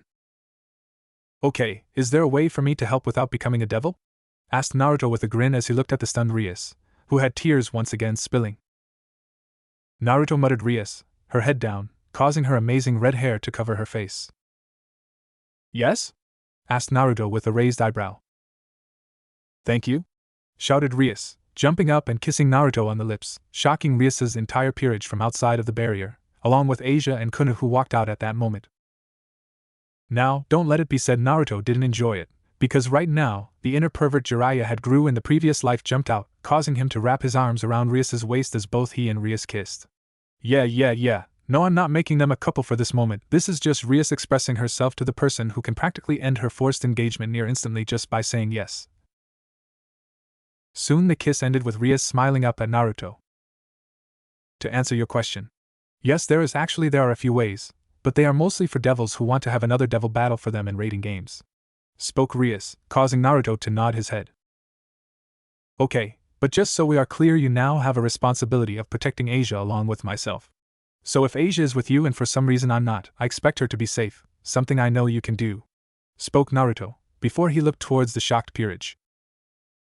As a request though, I would like to train your peerage, no offense, but they seemed really shocked that I defeated Riser within a few minutes. Replied Naruto, looking at Rias's peerage with a blank look, causing Rias to sigh slightly. Including yourself, said Naruto in an afterthought, causing Rias to huff. Fine, muttered Rias, annoyed that she has to be trained by a human of all things. You know I can sense his emotions, right? It's the only reason why I haven't just attacked you and your group for pretty much 1. Leaving me to die. 2. Kicking me out of my house. And finally 3. Turning little Asia into a devil, although that last one does make me want to hit you, but at least this way Asia can make more friends, muttered Naruto before he remembered something. Oh, you might want to also let go of me as well, Rias. Issei looks like he's going to blow a gasket at the way you're hugging me. Spoke Naruto with a grin upon his face as he looked towards Issei with a peace sign. This made Rias blush slightly, before letting him go. Feeling Rias let go, Naruto snapped his fingers once more, allowing the silencing barrier fall. So how do we do this? Asked Naruto with his arms crossed with Rias mimicking the action. Blood oath. Rias replied simply as she held a piece of paper out, soon covered by her energy. Seeing this, Naruto brought one of his thumbs up to his mouth before using chakra to sharpen his canine. Biting the soft skin part of his thumb, Naruto forced his body's healing rate down enough so that he could put some blood onto the paper Rias held in front of him. Watching as the blood dripped onto the paper, Rias then held out a night piece towards it, before looking up towards Naruto. A piece is essential, as without it, you wouldn't be classified under my peerage during raiding games or battles. But this also lets you choose if you wish to join in on battles or simply watch. Either way, you get the ability to travel wherever the Gremlins are able to without others attempting to kill you for it. Finished Rias as the night piece sank into the paper, which then shot onto Naruto's right wrist, wrapping itself to his skin before sinking in and leaving the mark of Gremlin on the top of his right wrist. Blinking, Naruto stared down at his wrist for a few moments before looking up at Rias. Do I have to do the delivery thing all devils have to do? I mean, since I'm not technically a devil, I don't have to do that like the magic seal told me, right? Asked Naruto as he saw the Gremlin seal pulse a bit. Rias chuckled evilly. Yes, you do. Consider this payback for making all my plans of making your life a little difficult backfiring and making life better for you, said Rias with an evil tone, causing Naruto to simply huff. Oh well, the seal also told me that I gain more strength from handing out seals and getting contracts. Well then, do you have any on you? Asked Naruto, faking the sad dramatic tone he was putting on, not that any other person there could tell. Rias grinned. Sure I do, right here, said Rias, summoning 100 flyers right in front of Naruto, who changed his sad expression to a very happy expression. Great! Shouted Naruto. Kagebushin no Jutsu. Soon the newly formed clones each had a paper and left, causing Rias's peerage to drop their jaw at the sight of hundreds of Naruto leaving. Grinning, Naruto turned around and walked inside, sure to give a little wave as he left. However, he stopped when he saw Kuna walking towards the forest herself. Changing course, Naruto appeared behind the little Kyuubi and rubbed her head, making the girl jump in slight shock. Hey, you weren't going to leave with your mummy without saying see ya later, were you? Asked Naruto with a small grin as he went down on one knee and rubbed the fox ears of the girl. As Seiya spoke Kunu in a happy tone, before she walked off into the heavy bush area and disappeared, while Naruto did detect another being with a very similar aura just grab Kunu and run off. Turning around back towards his house, Naruto's eye twitched as he felt Rias's peerage walk around his house with Asia leading them. Is it because I'm sort of in her peerage that she and her friends are allowed to enter my house? Muttered Naruto to himself, as he walked inside his house to see all of Rias's peerage at the kitchen table with knives and forks. Raising an eyebrow, Naruto caught the sight of Asia looking at him pleadingly. Naruto-kun, can you please make some dinner for my new friends? Asked Asia with her big green eyes glowing, causing Naruto to sigh. Walking up towards the backyard door, Naruto summoned a single clone, who then began cooking while Naruto summoned his 500 or so clones to continue training, before walking back in and taking his clone's place over. Turning back to Asia's new friends, Naruto gave a slight grin. Okay, tonight we are having some yakitori, said Naruto with a grin, causing the peerage to laugh at his choice. House of Phoenix. Riser laid on his bed looking up at his ceiling. Suddenly he had an urge to attack a blonde-haired human. Bastard will die by my hand, then I won't hear any more yakitori jokes, mumbled Riser as he closed his eyes only to see Naruto in a chef hat with a yakitori stick in his hand with chicken still on it. Damn it! Shouted Riser, causing everyone in the Phoenix clan to twitch at the volume. Back with Naruto. Naruto simply grinned at the cooking chicken in front of him. Disgraceful, using a name when not knowing the true meaning behind it, spoke a voice within the dark, causing Naruto to snap his head around as he looked around the darkness that surrounded him. What the hell? Shouted Naruto, moving his head around rapidly in a panic as he watched the darkness span on and on, no other color but the darkest of blacks around. You are nothing like the real Naruto, just a brat who enjoyed the gifts of his past self, spoke the voice one more, his voice projecting through the darkness. Naruto narrowed his eyes. What the hell do you mean? I'm Naruto Uzumaki, shouted Naruto, only to see a red pathway being created directly in front of him. A completely dark figure standing at the other end. You saw the memories, felt a small bit of the emotions, but didn't get the true feeling of what it means to be Naruto, spoke the figure, as it walked slowly towards him, still completely covered in darkness, as he walked closer. Clenching his fist, Naruto moved his body forward towards the figure, fist raised up. Fuck you! Shouted Naruto as he rammed his fist forward only to widen his eyes in shock as the figure caught his hand with his own. You are nothing but a child who took what Naruto wanted for granted. Until you truly become him, you are nothing but a disgrace that I will take over, shouted the figure, lifting his head up to show a near identical Naruto with black sclera and red slit irises. However, the biggest difference was what he was wearing. He was wearing what he wore during the 4th Shinobi War. Naruto ripped his hand out of the other Naruto's grip, walking backwards in fear as the clone moved towards him. Dark Naruto B, but how? I joined up with you at the waterfall of truth, shouted Naruto as he walked backwards with shock written upon his face, causing Dark Naruto to growl. Even now you are not the real Naruto.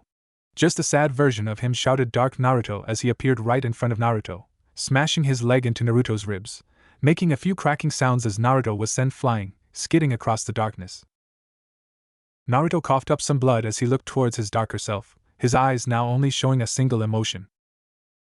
Fear. No. Get back. Get away from me, shouted Naruto as he started to crawl away from his darker clone, who simply scowled before appearing next to the crawling Naruto as kicking him in the ribs once more. The one I fused with Naruto Uzumaki, the real Naruto Uzumaki, wouldn't allow what happened to Asia without any form of anger. The real Naruto Uzumaki personally looked after his friends. The real Uzumaki gave a damn about his precious people, shouted Dark Naruto as he gripped the now bleeding Naruto's black blazer, lifting him up with rage. Bringing the bleeding Naruto closer to his face, Dark Naruto simply growled.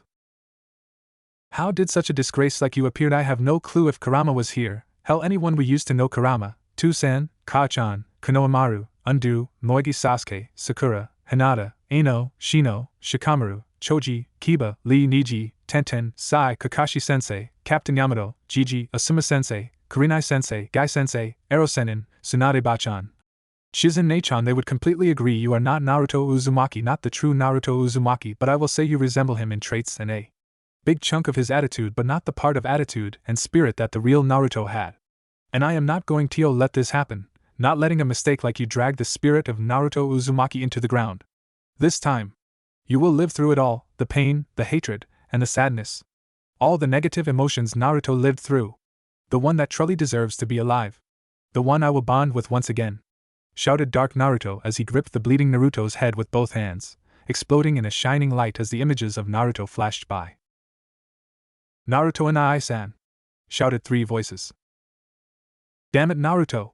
Shouted a woman. Naruto, you have to be more careful, spoke a gentle voice. Brat. I don't care how much of your father you are. You're still a brat. Shouted an annoyed voice. You're really something, Naruto spoke an even-toned voice. You're definitely Sensei's son, Naruto. Spoke a slightly happy voice. Dazzle in the flames of youth. Said an extremely energetic voice. Wind style, huh? You're one of a kind.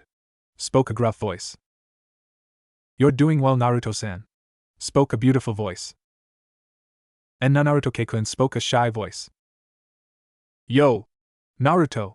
Shouted a brash voice. Naruto-san spoke a calm voice. Naruto spoke a snotty voice. Troublesome Blonde spoke a lazy voice. Hey Naruto! Want some chips? Asked a voice.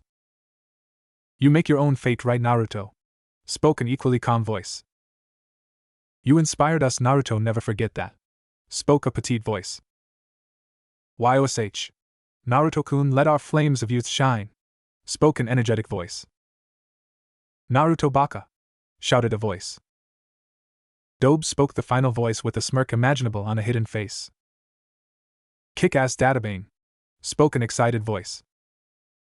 I believe in you. Spoke a tearful and confident voice. You're the one, Sage Gigi spoke of Naruto, spoke 8 voices. Partner spoke a gruff, prideful voice. Naruto! Shouted all the voices together. I'm Naruto Uzumaki. I'm not going to run away, and I never go back on my word. That's my nindo. My ninja way. Suddenly the light faded from sight, 2 figures now standing parallel to each other. Arigato, spoke Naruto, lifting his now cleared of blood face to look at his darker self.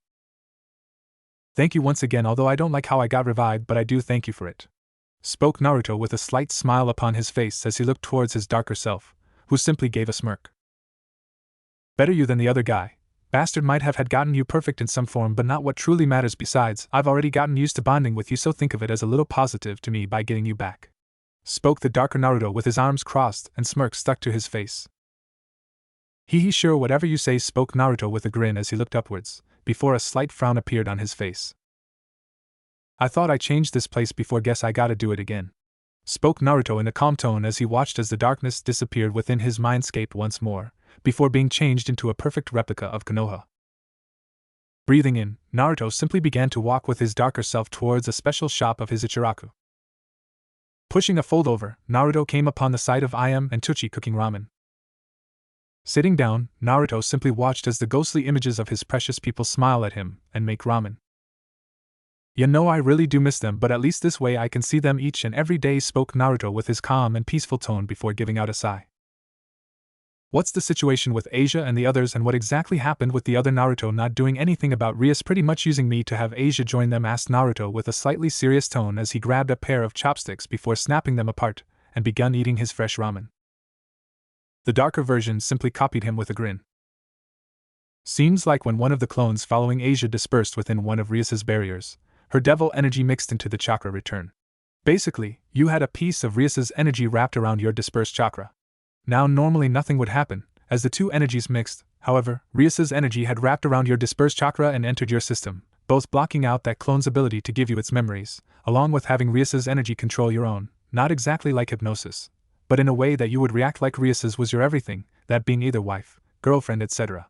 Rias's seemed to know that when she kissed your disgrace of a previous host, as she then managed to manipulate the energy within you to sway onto her side, I suppose, but the topping on the cake is the little peerage seal she placed on your body, basically making you a follower. Now, while if you had a strong will, you could easily ignore the feeling of wanting to follow Rias. Suddenly the darker half just gave a sigh. But as you know, the previous Naruto wasn't like you or a regular shinobi with any pride. He hadn't noticed the change in emotions at all. But the best thing to add on to the topped-off cake was the fact that the seal wouldn't release until the instruction which was in the seal, which I quote. Until Rias Gremory defeats Riser Phoenix in a ratings game, Naruto Uzumaki will be under the Gremory seal. At this, the darker Naruto simply threw his hands out. So basically, you're going to have to stick with the group until the Riser battle. Well, not stick with them, as they seem to forget that you existed due to Issei apparently growing in strength quite fast. It's funny how they think that doing a few push-ups more than the previous day counts as growing. Hell, they even decided that our training was too easy, even though we gave them the academy obstacle course, which took them 3 times to 4 times the amount of time we should have completed it in the academy. Honestly, the nerve of the bastards at some points annoyed the hell out of me. And then there was the person in control. He did jack diddly squat when they told him his training was too easy. He just agreed with them and did nothing. Hell, he even stopped training to learn to cook for Rias better, shouted darker Naruto with an aggravated tone as he knocked his ramen off the counter, which the real Naruto quickly catches with a golden chakra tail appearing out of his tailbone.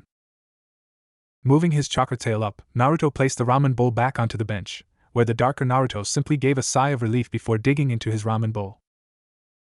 What about Asia? Asked the original as he placed his chopsticks down next to his empty bowl, before both disappeared as if they hadn't just been there. Darker Naruto slurped up some noodles before huffing. I really don't understand how, but she seems to have fallen for Issei along with every other girl apart from Kaneko in that entire peerage. Well, apart from Kiba as well. He does seem nice though. But I can also tell he's somewhat like Sasuke, just not a bastard, spoke the darker Naruto, before clicking his fingers. She also left to live with Issei, who knew the pervert would get his harem, said darker Naruto with a huff, mumbling about we should have had a harem back in our world, and why the hell do chicks love the pervert Jiraiya would kill in this world if that's what girls like. The last one brought a grin to the real Naruto's face. Naruto, spoke Naruto suddenly. Eh? Asked darker Naruto as he looked towards the original, who had a grin. That's your name from now on. No matter how much I know that you're only a collection of my hate, you seem too different in view to be the same as me, so I think you deserve your own name. So how about Naruto? Asked Naruto, getting a raised eyebrow from his darker self before he shrugged. Sure, why not? Replied the now named Naruto before he placed his chopsticks down next to his ramen, before it disappeared like Naruto's. Raising his hands into a release formation, Naruto looked up at the sky once more. Kai.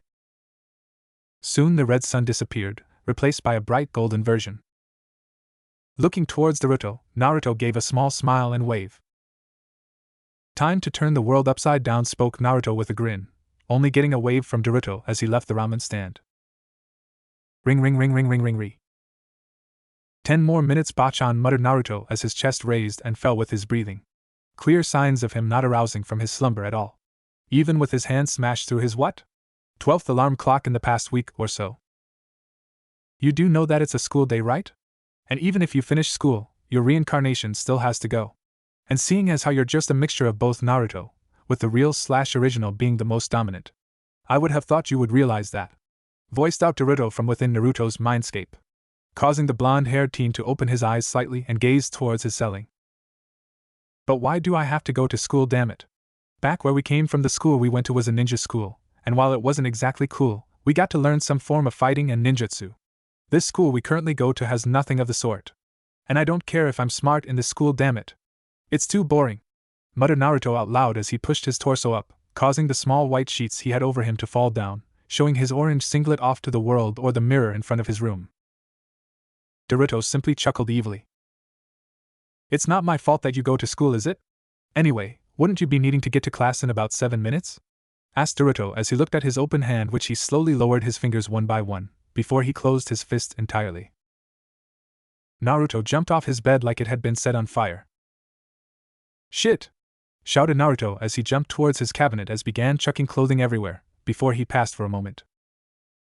Didn't I sort all my school cloths and put them in a separate cabinet? Muttered out Naruto towards himself as he looked around his used-to-be-clean cabinet. Moving his eyes towards the bottom left corner, Naruto felt a single bead of sweat drip behind his head as the sorted school cloths laid there in neat piles.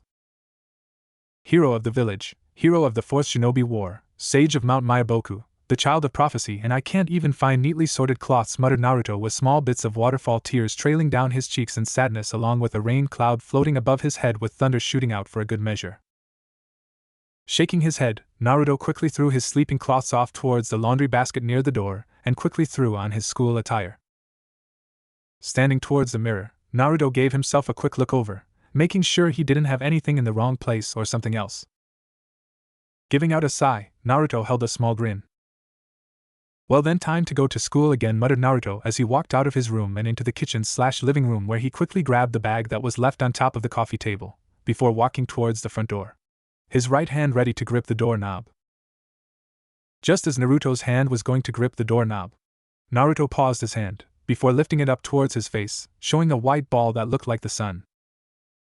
I know that my other felt the sage's chakra inside himself, but how he didn't notice the symbol that represents said power I have no clue, muttered Naruto once more, before turning back towards his room, intent on getting some bandages to cover up his palm and hand.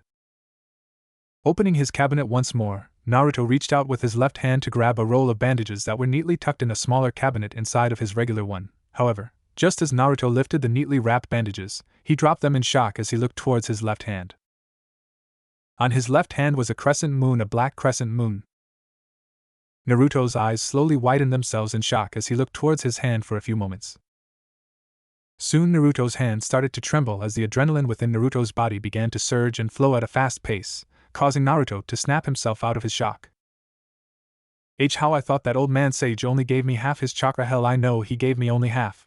Sasuke team had this same symbol on his own left hand when we battled Madara, spoke Naruto, his voice changing from a fearful confusion to a regular confusion. I wouldn't worry about it now, although I can't say I'm not curious on how you got it either, but for now we have to go to school, which by the way starts in 2 minutes, spoke Naruto from within the mindscape of Naruto. Naruto shook his head as he looked at his palms, his right showing the white sun, his left showing the crescent black moon. Why, ya, mumbled out Naruto as he looked back at the cabinet, leaving his original target on the floor. Now I need to cover both my hands, thought Naruto as he opened a drawer to see skin-tight fingerless back gloves, similar to what Madara had before being the Jubi Jinchuriki. Pulling the 2 gloves on, Naruto closed the closet and turned around, before disappearing within a blink of an eye. Ko Academy Gym Supply Closet. Appearing with a small bit of smoke, Naruto opened the supply closet a bit, making sure that he didn't make a sound, before sticking his head out and looking in both directions, ignoring the fact that Naruto could have simply sensed if anyone was there. But he wasn't going to take any chances. Opening the supply closet, Naruto quickly walked out, making sure to close the closet quietly so that no one was alerted about him randomly appearing out of a closet. Closing the closet, Naruto gave a slight sigh, before he began walking towards the exit of the gym, which leads to the back entrance of the school. He was sure that if he was a minute or 2 late, he wouldn't be in that much trouble. Just as he put his left foot out of the gym exit, Naruto felt a signature randomly appear behind him. Stopping his movement, Naruto turned his head around and came upon the sight of the girl he saw on top of a telephone pole a week or so ago. Chakra, muttered the woman with no emotion held within her eyes, with the exception of a little bit of curiosity. Raising an eyebrow, Naruto turned his body to face the little girl's body face on, before looking into her dark black eyes with his own blue ones. The two stared at each other for a few moments, before the little girl walked up closer to him, only standing a few feet from him. I can feel the energy held within you, Chakra. If I am not mistaken, how a human has achieved the amount I can feel I will never know, muttered the girl in an emotionless tone, causing Naruto to narrow his eyes slightly. So you know what chakra is along with being able to feel it. Who are you? Asked Naruto, causing the smaller woman to simply stare back at him blankly. Ophis, the infinite dragon god, replied Ophis in a blank tone as she looked towards Naruto, who simply raised an eyebrow in curiosity. A dragon god, huh? Muttered Naruto as he stared at the gothic Lolita girl for a few seconds with curiosity before he heard a bell ring. Naruto blinked for a few moments as he looked towards Ophis's direction. Naruto then lowered his head slightly. I am late, first day I'm truly back and I'm late, damn it, shouted Naruto with tears pouring down his eyes in a waterfall fashion, something which gained Ophis's attention and curiosity. Walking up to him, the smaller girl stuck a single finger out and placed it under Naruto's eyes and was surprised to find that when she moved her finger back, there was water surrounding her finger. Looking at her now wet finger, Ophis didn't see Naruto moved, before feeling the larger male hugging the life out of her as he cried on her shoulder, something that made Ophis blink in confusion. Looking at the blonde, Ophis gained her blank look once more. You are very weird. Let go of me now, spoke Ophis as she was now poking Naruto's face with her small finger, eventually snapping Naruto out from his semi-breakdown. Moving his head up from Ophis's shoulder, Naruto looked around to notice that he was surrounded by a large group of girls, who simply looked at him with a raised eyebrow. Chuckling slightly, Naruto let go of Ophis, sending the small girl who had been suspended off the ground by Naruto back onto the solid earth, where she simply left through the exit and disappeared. Naruto simply scratched the back of his neck in sheepishness. That didn't happen," said Naruto as he slowly walked out of the gym, causing the all-girl class to stare at the exit door. First period class. Sorry I'm late, but on my way here I had to fight a dragon god and save a cat from a tree, then help an old lady with her groceries. Spoke Naruto as he rubbed his neck, causing the whole class to erupt in laughter as the teacher blinked at Naruto. Whatever, Naruto-san. Please go to your seat now. Spoke the male teacher, wishing to simply start his lesson. Walking towards the back of the classroom, Naruto came upon the sight of his regular desk being taken by Issei, with Asia apparently in their class now. Keeping what knowledge Naruto gave him during the slight briefing when he was asleep, Naruto walked towards the opposite corner of where he usually sat. However, he did feel a slight tug on his shirt as he walked towards his seat. Already knowing who tugged his shirt, Naruto gave a small smile and greeting. Hey Asia, how's it going? Asked Naruto, attempting to move slightly closer to his seat without Asia noticing, as he was now getting a full-blown stare from the teacher. Oh, Naruto and I-san. It's been going so well for the past week. Issei-kun has taken me everywhere around the city, and shown me a lot of the delicacies that the city has to show. It is amazing seeing things in the city. Spoke Asia with a peppy attitude, causing Issei to rub his nose with a smile on his face, probably due to hearing that Asia enjoyed spending time with him. Naruto blinked. He hadn't known that Issei was showing Asia around, and all it does kind of make sense that Issei would do that. He did ask Naruto if he knew about Asia to him before. Blinking, Naruto held his small smile as he gave a peace hand sign to Asia. That's great, Asia-chan. But be sure that Issei isn't doing anything perverted around you. He is known for being a pervert and all. Spoke Naruto as he rubbed the used-to-be nun's head genteelly, causing the small blonde to giggle. Turning towards his seat once more, Naruto moved his seat back and slid in, placing his bag on the floor beneath his desk. Clearing his throat, the teacher began. Few minutes in. Naruto currently had his arms crossed in front of him with the lower part of his face covered by his arms. Looking towards the board, Naruto felt himself internally attempt to commit suicide as he relived his academy days with Iruka replacing his current teacher. It also helped they were both giving a lecture that seemed to last forever. Turning his head up towards the ceiling, Naruto gave an imaginary finger. Why have you cursed me, you white-haired bastard, thought Naruto, only getting a paper thrown at his face in return. Will Issei Hayadu, Asia Argento and Naruto please head towards the Occult Research Club? If teachers may excuse these students, it would be good. Thank you for listening. Seeing as the announcement finished, Naruto watched as Issei and Asia stood up and began making their way towards the door, with both Asia and Issei waiting for Naruto, who had not even attempted to move. Seeing this, Issei waved his hand out towards Naruto. Yo Naruto! We just got called, spoke Issei, with Asia nodding in agreement. Everyone watched as Naruto sat within his seat, before the teacher gave a very large sigh. Naruto-san, if you would please go. You are disrupting the class, spoke the teacher with a clear tone, getting Naruto to release a sigh himself. Fine, muttered the reborn ninja as he stood up, grabbing his bag as he walked towards the door, and intentionally leaving his seat out. Walking past both Asia and Issei, Naruto gave a fake smile and thumbs up, not that either noticed. Okay. Let's go, spoke Naruto in an over-sarcastic tone, not that either Asia or Issei once again noticed.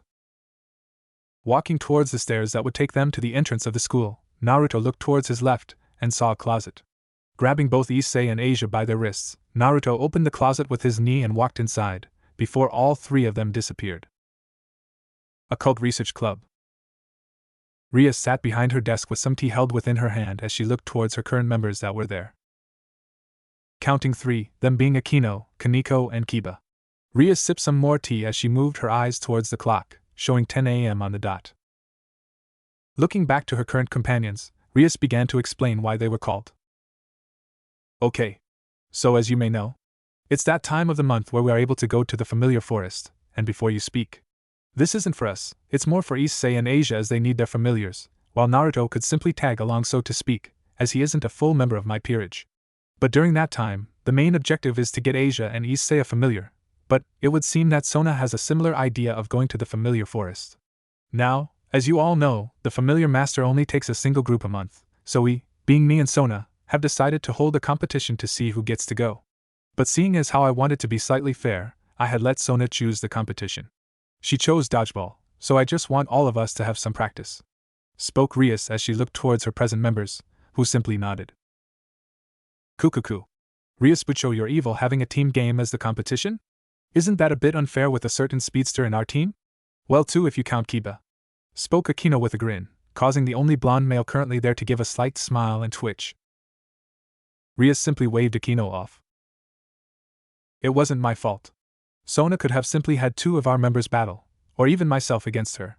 So I wasn't being evil or manipulative. She was just unlucky," finished Rias, cheeky smile hidden behind her interlocked hands. Kaneko suddenly straightened her back out. "The pervert and Asia are here, and by the scent, Naruto is also here," spoke Kaneko with a blank tone of voice, causing Rias to nod in acknowledgement. Soon the door opened wide and in walked Naruto, Issei and Asia, with the latter two walking side by side, and Naruto walking behind the two with his hands wrapped behind his head. Seeing everyone appear, Rias cleared her throat. "Okay. Seeing as how we are all here now, I am here to give you all a slight heads up about a competition between both Mai and Sona's peerage after school. This competition will allow the winners to go to the familiar forest." Rias seemed to stop as soon as she noticed Issei's hand shoot up slightly, nervousness easily noticeable upon his facial features. "Yes, Issei?" asked Rias, slightly annoyed at having been stopped, before she got over it. Issei scratched his cheek slightly as he looked towards Rias. "Bucho. What exactly is the familiar forest?" asked Issei, his nervousness once again present. Rias blinked for a second, before showing a smile. "The familiar forest is where special creatures reside that is open to us devils. Basically, when a devil becomes used to his activities, the devil is then granted an opportunity to gain a familiar, which is basically a creature that bonds with you. A familiar is then able to give out flyers for you and use their abilities at any time. Say for instance, if you had a dragon familiar, he/she would be a strong fighter," finished Rias, watching as Issei's face went through a few emotions. Issei seemed to understand, before clicking his fingers. "What do you mean about a familiar handing out flyers for us? Wouldn't people notice if like a dragon was handing them a piece of paper?" asked Issei. Rias sighed once more, before giving Issei an explanation. "Most familiars have a human form which they can switch into at any given moment. However, there are a few species that don't have a human form, and an example would be dragons," finished Rias once more, gaining a nod from Issei. While this was going on, Naruto was carefully contemplating what he was hearing. There apparently was a forest full of creatures that could become bonded to you if both you and the creature wanted. It almost sounded like a summoning jutsu, only with the caster being able to summon one creature. I know that you can have more than one, but Akino didn't state that she had more than one in the conversation.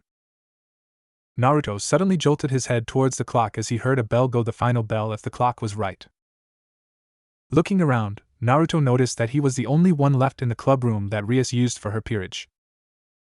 Shaking his head, Naruto stood up, before he narrowed his eyes.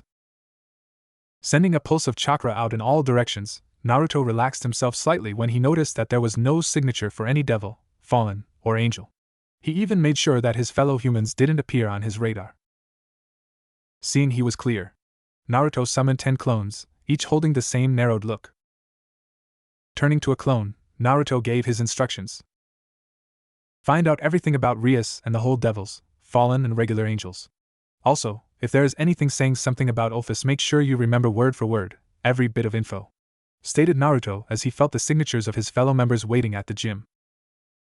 Looking at his clones once more, Naruto gave a short nod, before disappearing. Naruto blinked at the sight he had come upon as he arrived at the gym. There, right in front of him was Issei, holding onto his junk with tears streaming down his face, with every chick apart from Kaneko surrounding Issei as he cried on the floor. Blinking once more, Naruto turned his head towards the opposite team and saw Sona with an evil grin resting on her cute face, causing Naruto get the idea that it was by her Issei was crying on the floor. Walking towards the only female not worrying about Issei, Naruto stood next to Kaneko, who seemed aware of his presence if the slight twitch in her neck gave him an indication.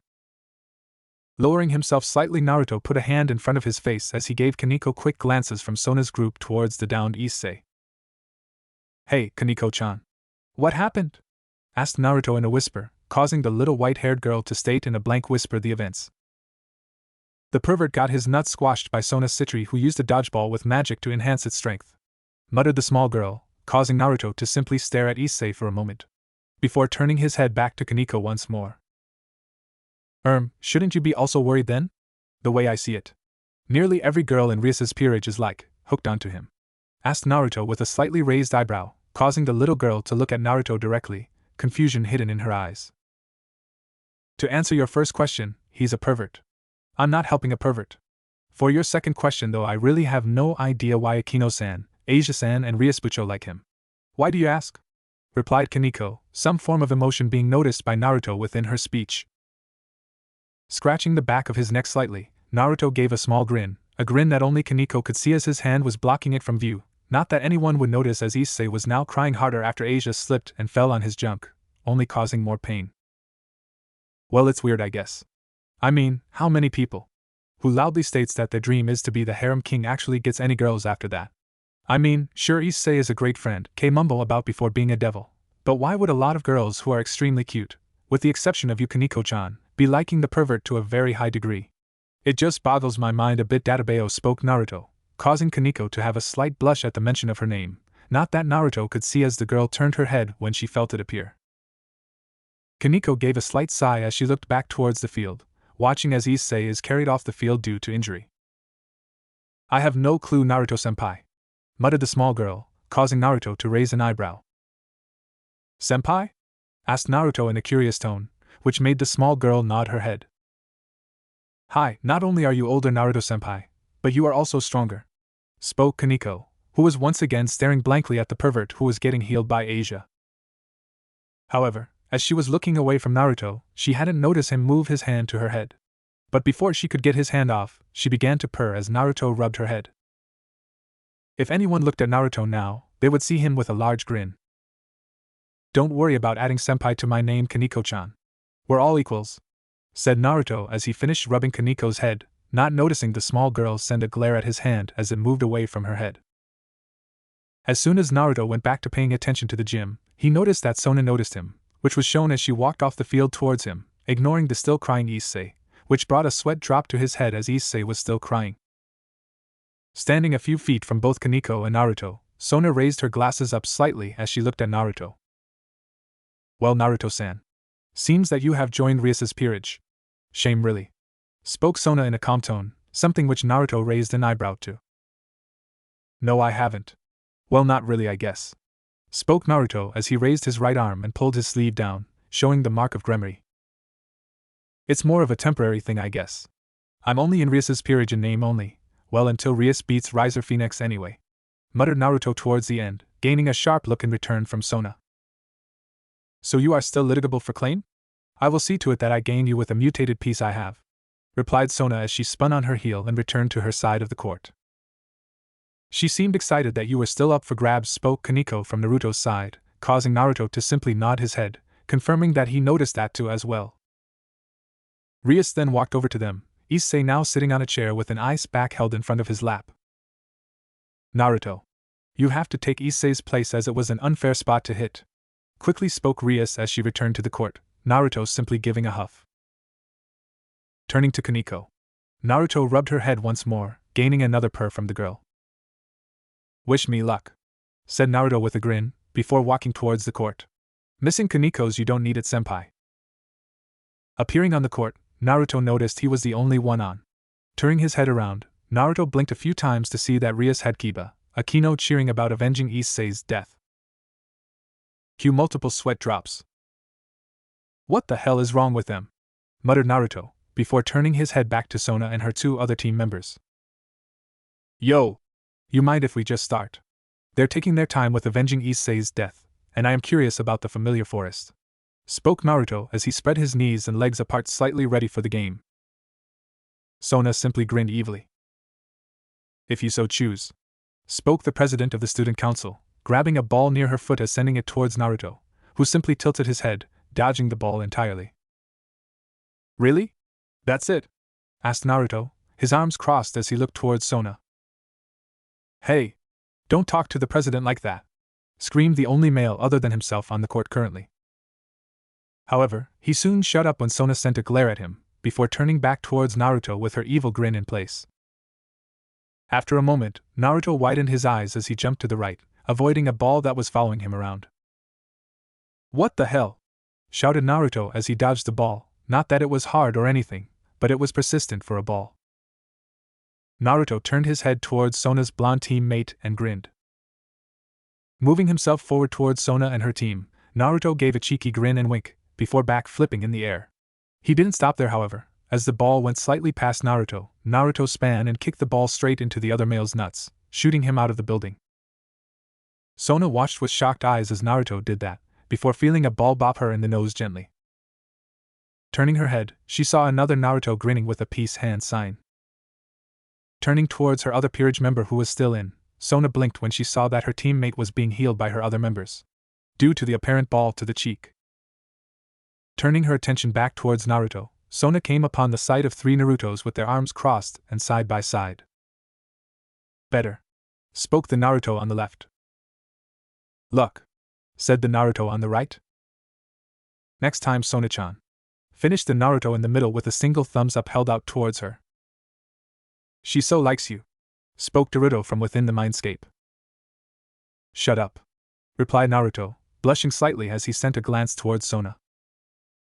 To avenge Issei's death, finished Rias and her team's chant, only causing both Naruto and Sona's peerage, including the blonde male who was shot out of the building, to sweat drop heavily. This only continued when they walked onto the court and picked up a ball, ready for action. Sona just shook her head, before walking off the court, only turning around to give Naruto a slight wave. Good game, Naruto-san, spoke Sona, her peerage following her out. Before Naruto could turn, he saw Rias stand right in front of him. What happened, Naruto? Why did Sona leave? Asked Rias, as she stood in front of Naruto with her hands on her hips. Within the Mindscape, Naruto simply smacked his face as he mumbled out. Beat the other team while you were chanting, and did you seriously not pay attention to someone being smashed through a building? Nodding to Naruto's thoughts, Naruto gave a slight sigh and cheesy grin. Oh, I saw that you guys were all busy helping Issei, so I thought I would do my part and play ahead. I won a few seconds before your speech and cheer, replied Naruto, mentally wanting to smash his head at the unawareness Rias and her peerage apparently had. Oh, replied Rias with a blink, before she turned towards her peerage members. Everyone, Naruto here won the match for us. Consider Issei avenged. Now, we can all get changed and ready for the familiar forest in about 30 minutes, okay? Spoke Rias, getting a nod from everyone as they disappeared in a summoning circle, Issei and Asia going with Akino. Turning around, Rias gave Naruto a beautiful smile. Thank you, Naruto.